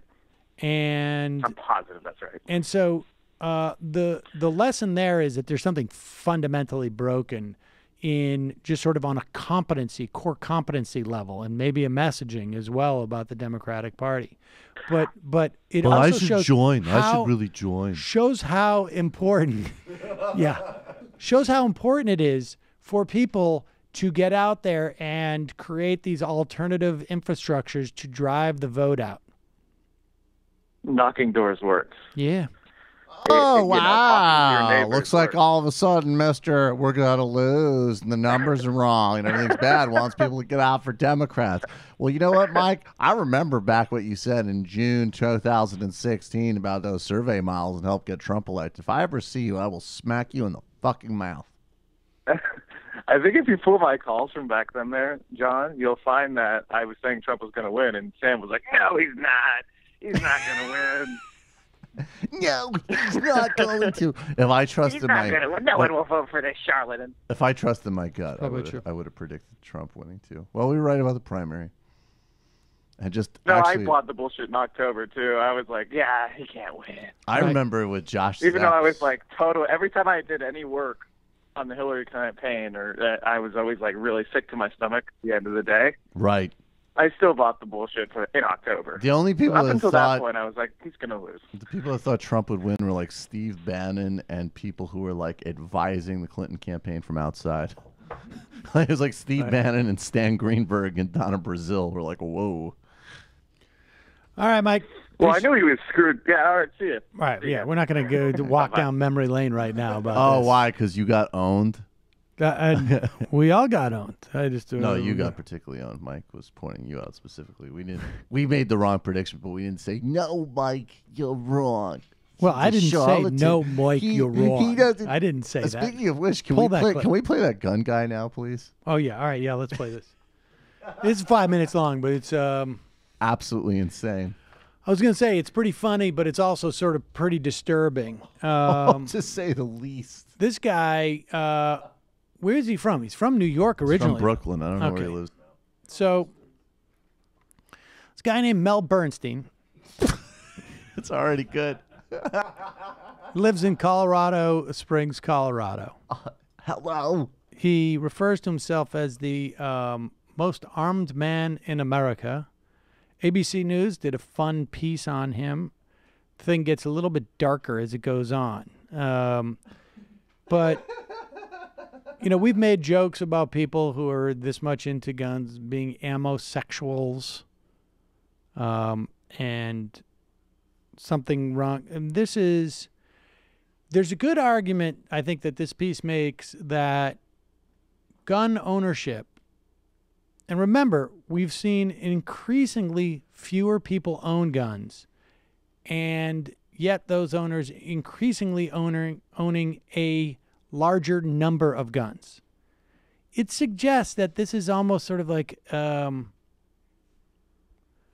addictive, or there's some type of problem with this. But here, I like guns. What's wrong with that? Well, Jew boy. Oh, wait. I'm also a Jew boy. Here we go.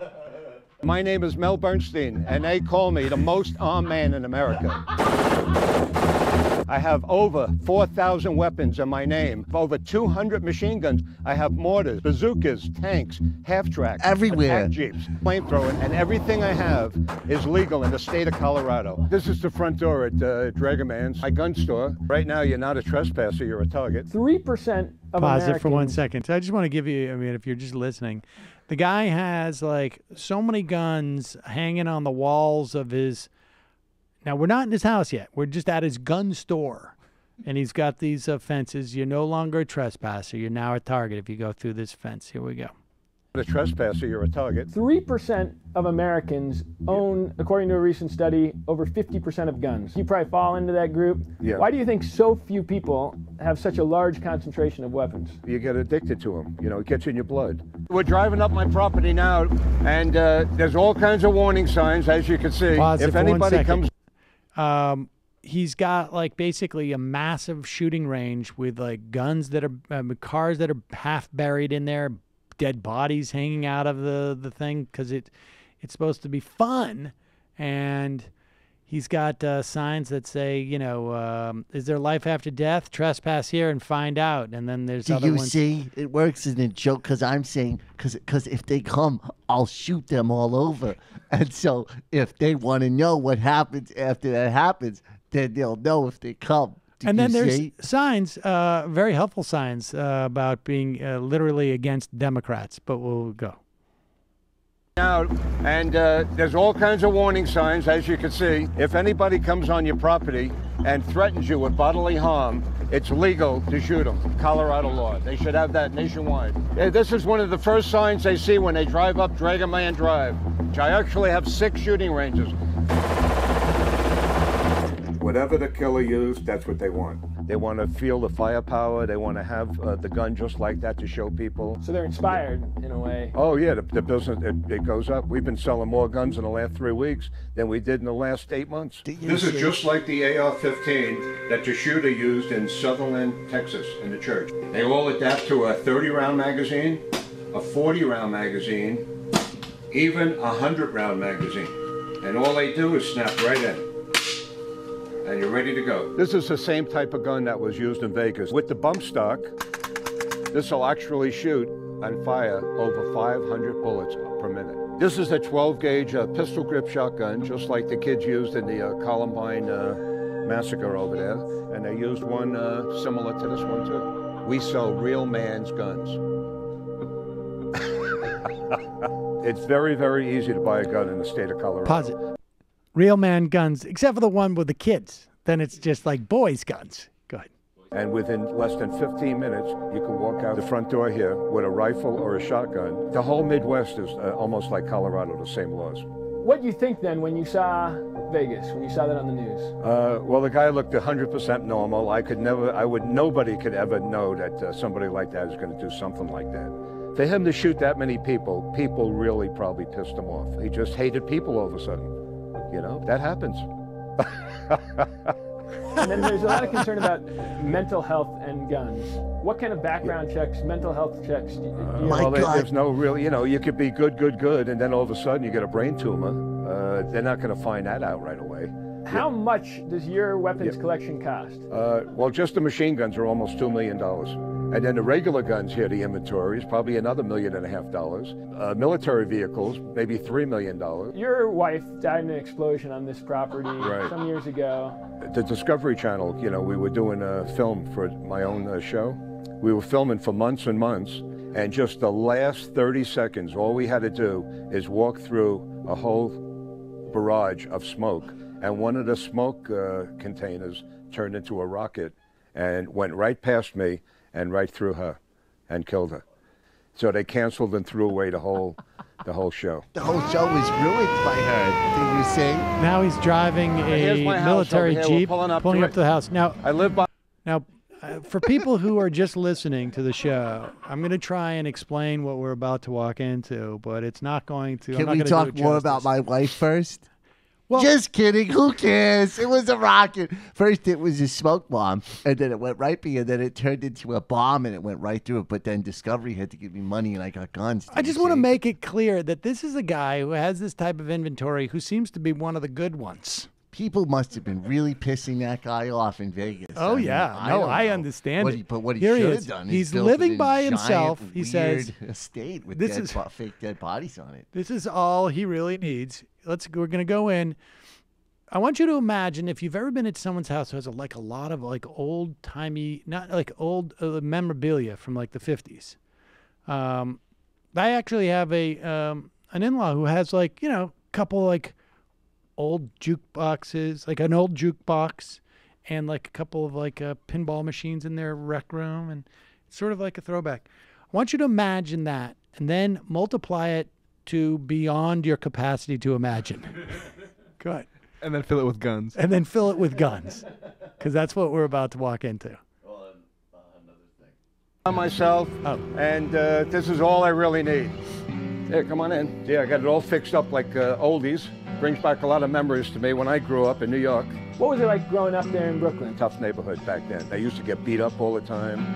I had to pay 25 cents to the bullies for protection, every week. So you were bullied when you were young? The bullies, yeah. They bullied me. And then when I got older, I bullied the other kids. It's a whole cycle. Let me show you my bedroom here. All right, pause it for 1 second. Now, he's got literally every space in here. He's got model cars from the 50s. His kitchen is done in a sort of a Happy Days, but even more Happy Days than Happy Days. Johnny Rockets. Johnny Rockets, yeah, like an old-style 50s diner motif. And then that's really disturbing parts come. There's also guns everywhere. But even before we get to the really disturbing part, this is already like basically in a Tarantino movie. Yes. You were about to get assaulted in this guy's house. Right. That's the only way I could fit it. If let me put it this way, if my artistic director from the movie came in with this, I'd be like, this is over the top. I know the guy is supposed to be crazy and living in the past and whatnot and trying to relive his childhood because he was bullied then. This is too much. No one could ever possibly live like this. Continue. About 8 machine guns in here. We got sawed-off shotguns. We got M16s. We got handguns all around the whole area. You know, I have 4 girls that live with me. This is Betty. We got Betty here. We got Jill.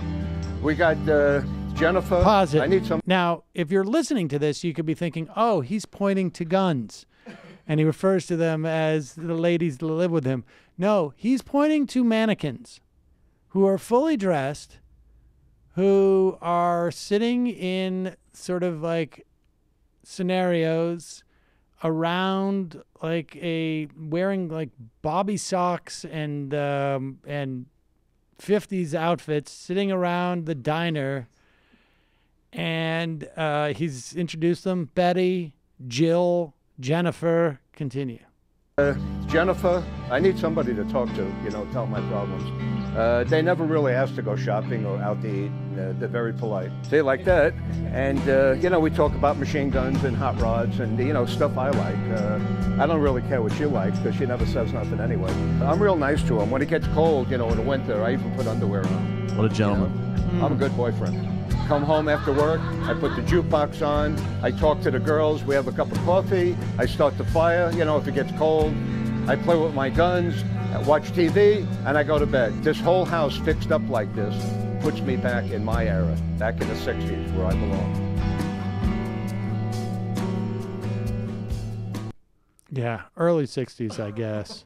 Yeah. Before that communist Martin Luther King ruined everything, and then JFK. People That's the liked him thing. because he was a Catholic. I would love to have heard more about his politics. I mean, and one can imagine. Oh, I wonder where my politics are. Be a real shock.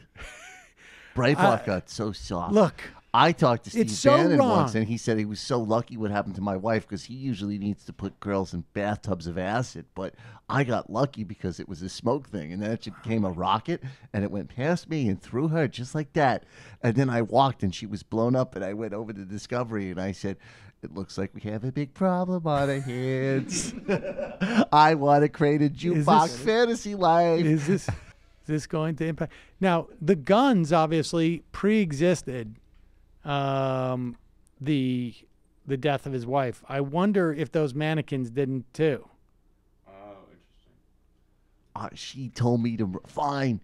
She said remove those mannequins one too many times, and then I was supposed to be a little smoke thing, I did a little adjusting because you know she pissed me off. We're all the tuba away, and then it turned into a rocket, and then it blew her right up. But I would put a rocket through my girls now because they don't say nothing. They don't go shopping. They don't go shopping. They don't say go, nothing. And I'll put panties on Cheap them. dates. Do you see? Oh my God. Do you see? Does he even have fake coffee for them? It is a total addiction. It gets in your blood when he's talking about why he continues to buy them. It's just like this guy's got. Oh, it's gross. I mean, you know, the thing is that really obviously gross. he's an outlier, but I would argue he is on the same spectrum as these people. It just may be on one end of the spectrum. Let's throw out that guy. I want him to run for Senate in Colorado. Jewhead. He could self-fund. He could self-fund. He could sell some of his machine guns. But don't get mad at the politics, personal destruction. Same reason you might see some stories about me, abducting kids in my neighborhood or something. Mel Bernstein's going to take down Cory Gardner. Yeah, Mel Bernstein. People say I hate Jews. I fucking love that guy. He's a hammerhead. Anthony from Baltimore, did you do a bit about Gorka being hired at Fox? No. So... You know what we missed with like, Gorka? obvious. I almost got bored by it. So bored by him that he challenged some reporter to a fight. Oh, or yeah, I something. saw that piece And the too. kid kept writing like, "Okay, like Let's do 12 it. o'clock. Oh, you'd yeah, like that, Oh, wouldn't really? you? You're so facile. You'd want that, wouldn't you? So, but if it's for real, let's fight. Okay, let's fight. Right. Oh, right. Yeah. Oh, I see. Oh, sure. Nothing you like more than that. Yeah, I would, except for I've been hired at Fox. Finally got a real Not gig. allowed to.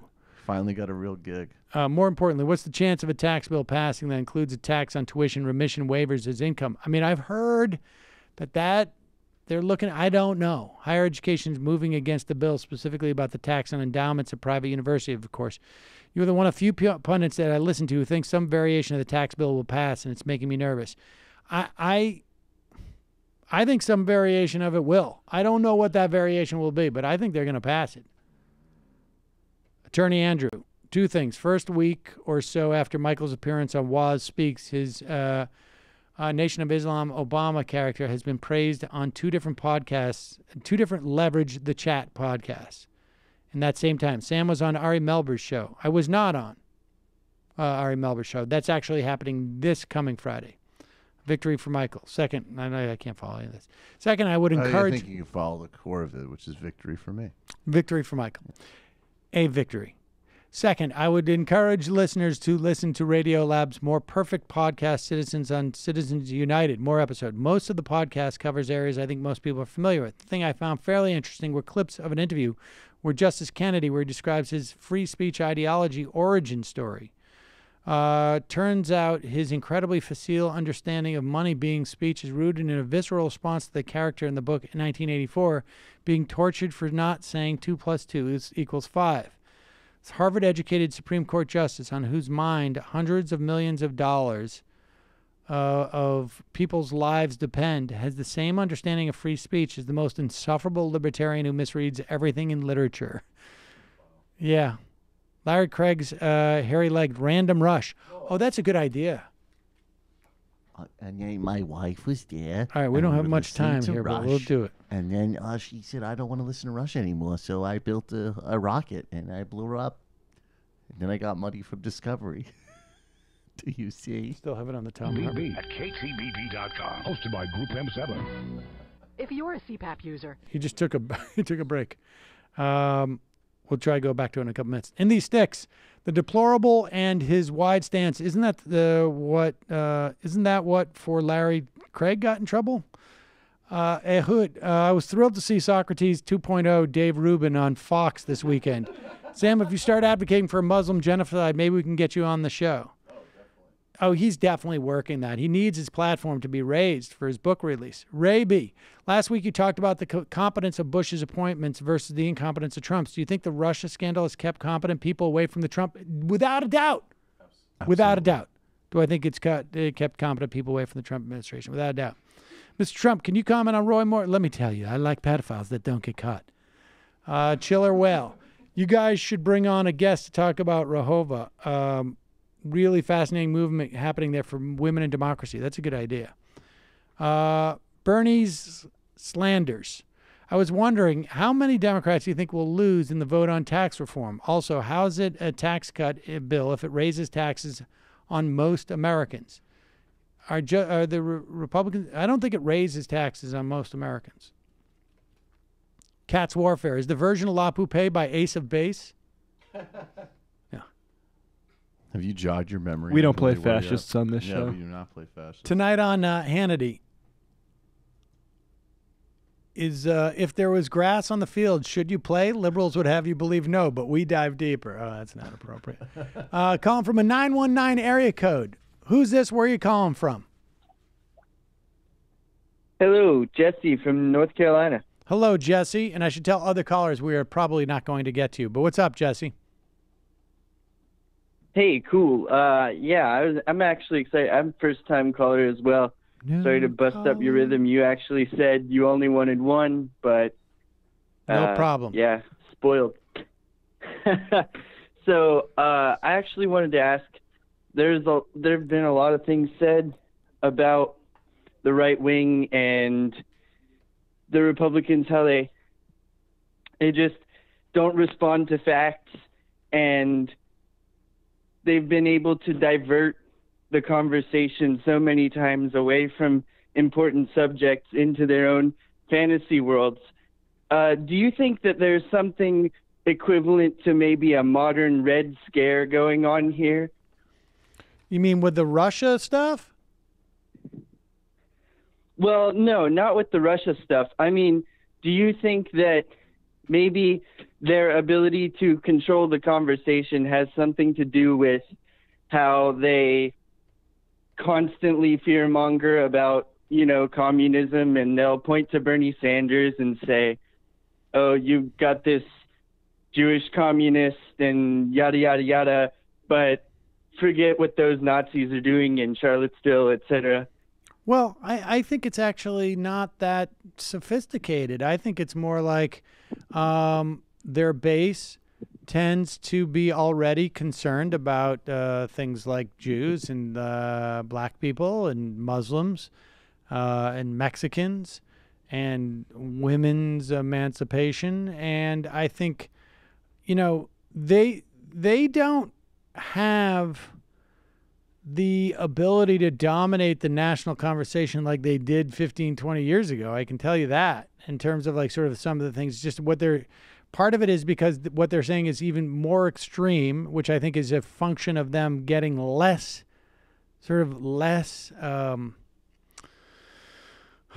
their stuff is traveling. Well, I think there's a lot of different reasons why they've gotten more extreme, but they don't,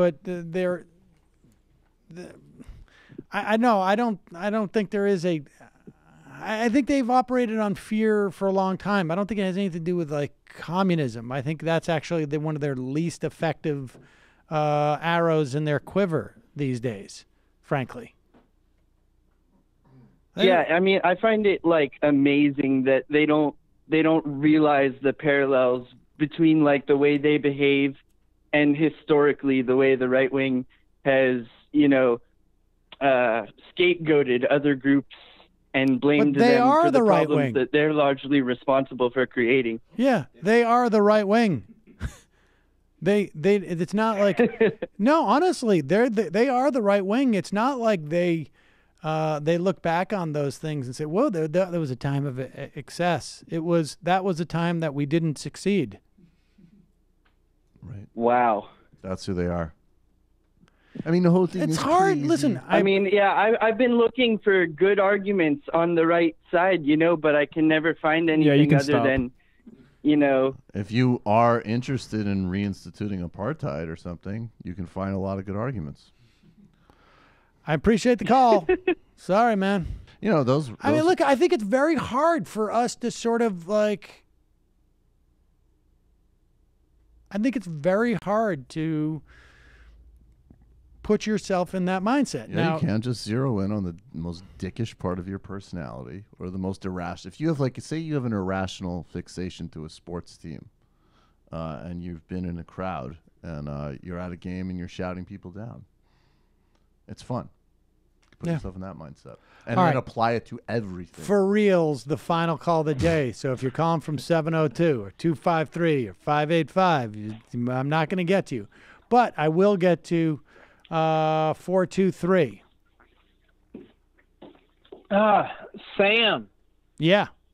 Sam. Yeah. It's critical thinking Zach from Tennessee. How are you, man? Hello, critical thinking Zach from Tennessee. I'm fine. How are you doing? All right. I'm doing good, my friend. We were talking about that talent, the totally unqualified addition to the federal bench, which, like you said, was totally missed by the dum-dums. But you didn't list one of his top qualifications. He is married to, I believe... Yeah, that just came out. Did you hear about this? Yeah, it just came out, I think. I didn't get it in my notes, but he is married to a Trump lawyer. Amen. So, I mean, what else do you want? I mean, trial experience or family connections? Yeah. And this is another good, this is the last thing. Thank you for having me. Are you eating? I don't do the Twittering much, but I did see where Dave Rubin was very mad at Bill Maher and the enclave of progressives that he had on his show, and so he put a Twitter to Bill Maher saying, you can have me on to, offset that progressive group, that you had Friday night, which was Chris Matthews, Sarah Silverman, and Donna Brazil. So Dave is definitely he is all in. Oh yeah, I think he's but- made his business move at this point. And Ron Placone also said, have me on, Bill. So, those guys can really, I think they could form a super team, like a super all-star, this kind of like horseshoe type thing. But anyways, thanks for all you do. Here in the South, it is messed up.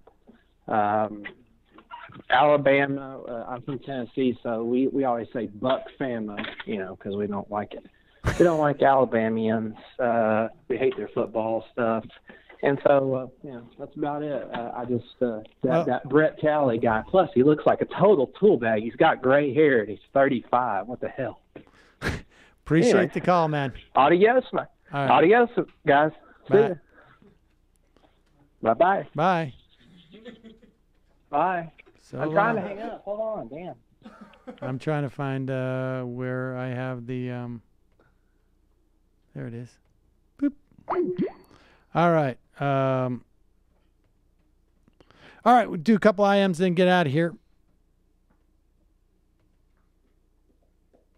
Not safe to drink. Thames Darwin, if you want a good example of what capitalism does, look at Africa. Since decolonization, massive economic growth rates, but they have been belied by kleptocracy and concentration of almost all wealth at the highest levels and bottom with little education or health reform.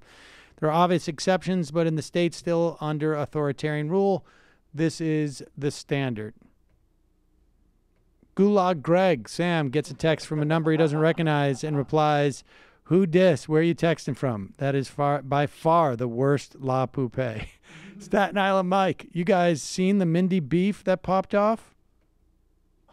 She blocked Raygun. Apparently she has a conspiracy theory about Ronald Reagan. Oh, is that right? Yes. I don't think I want to know it. What is it? I think that she's claiming that Ronald Reagan has like multiple accounts going out. She's discovered his sock puppets. She could be right. Oh, I would be very surprised if he didn't have multiple accounts. I think people need to calm down with Reagan and realize that if you've gotten on Reagan's radar, it means that you're really officially a part of the show. Yeah, he's just joking around. He's joking around. Except when he talks about Cliff. I don't know. I think It he's means mean-spirited. You think he's Danny, seaplane for fuck's sake. and Winora. It was a water boat. We had to go on one of those water boats. One of those boats that lands on water. You know what I'm talking about. If Ivanka Trump says that this would be the lowest small business tax since 1931, then I say it's about time the Republican Party openly embraced the healthy economy of Herbert Hoover and the Great Depression. Jay Tingle, pontoon plane is one possibility. A flying boat can handle more freight. Mayday Mindy, I would call in today, but I am being held hostage by... and a few more I didn't bother to write down, a.k.a. Ronald Reagan. To quote Michelle Obama, when they go low, we go high. What the hell is going on here? Got some real grade A beef here. Mindy, I don't think those are his sock puppets. Because I've seen those other IMs at other times. I mean, those... historical area. A plane that lands on water is called a float plane, which is normal plane with pontoons instead of landing gears, or a seaplane that has a boat hull shaped lower than fuselage. Seaplanes are also called flying boats. Yeah, I went to Canada. We had a fucking boat on water, man. It was intense. I got to sit up with the pilot. In line with Janito, meaning the fun part, the fun half of Majority Report should be called the Genitori half. I can't even say it. B-win. If 10% of the population who own 80% of the wealth claim they need more wealth to make the economy work via tax cuts, they clearly don't know what they're doing. They need to be reminded to transform their enterprises into employee-owned cooperatives. All right, three more. Ahmed Booty Hey, Sam, considering the DNC is wedded to relying on high-priced consultants, do you think the left is far better off relying solely on grassroots organizations for powering political campaigns? Is the DNC beyond repair? No, the DNC is not beyond repair. You just got to get the people out. There's some good consultants. Here's the thing. Consultant people make the second order things the issue, and they're not. There's good consultants. That's Well, not the they're issue. good consultants. They happen to choose bad ones. Right. But here's the thing, folks. You can abandon the DNC, and all you're doing is leaving another apparatus out there that's going to be fighting against. Or you can take it over and not have to worry about that. They don't give a shit about you. I mean, honestly, it's like you take it over because you don't want to leave a power base there. Right. To the extent it has influence.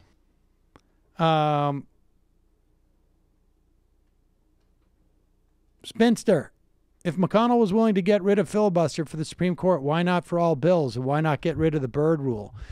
I wouldn't be surprised if he gets rid of the Byrd rule, because that would not surprise me.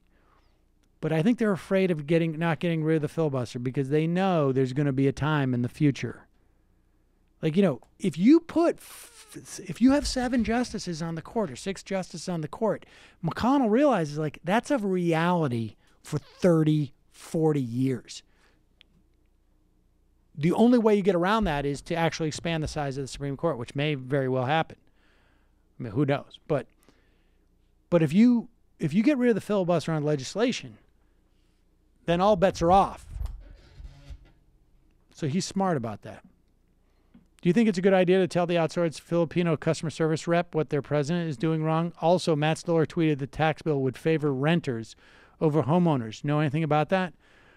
I don't know what it would do in terms of renters, but maybe it's new home buying because they put the caps on the interest on mortgage deduction. I don't know.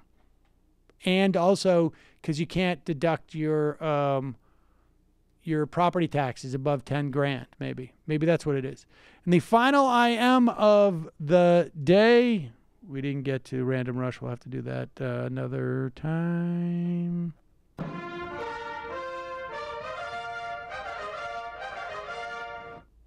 Hey, Sam, my friend Valerie thinks you're cute. I wouldn't take that as a compliment. She also thinks Paul Ryan is cute, too. See you tomorrow. It might take all the strength I got to get to where I want, but I know somehow I'm gonna get there. I wasn't looking when I just got caught between the truth and the light bulb, but finding out won't make me feel any better. Yeah, I know the clock is ticking, but the meds are gonna kick in, and my pilot light shining bright. I guess somewhere the choice was made for the option where you don't get paid, for the road that bends before it finally breaks you. I guess somehow I lost my drive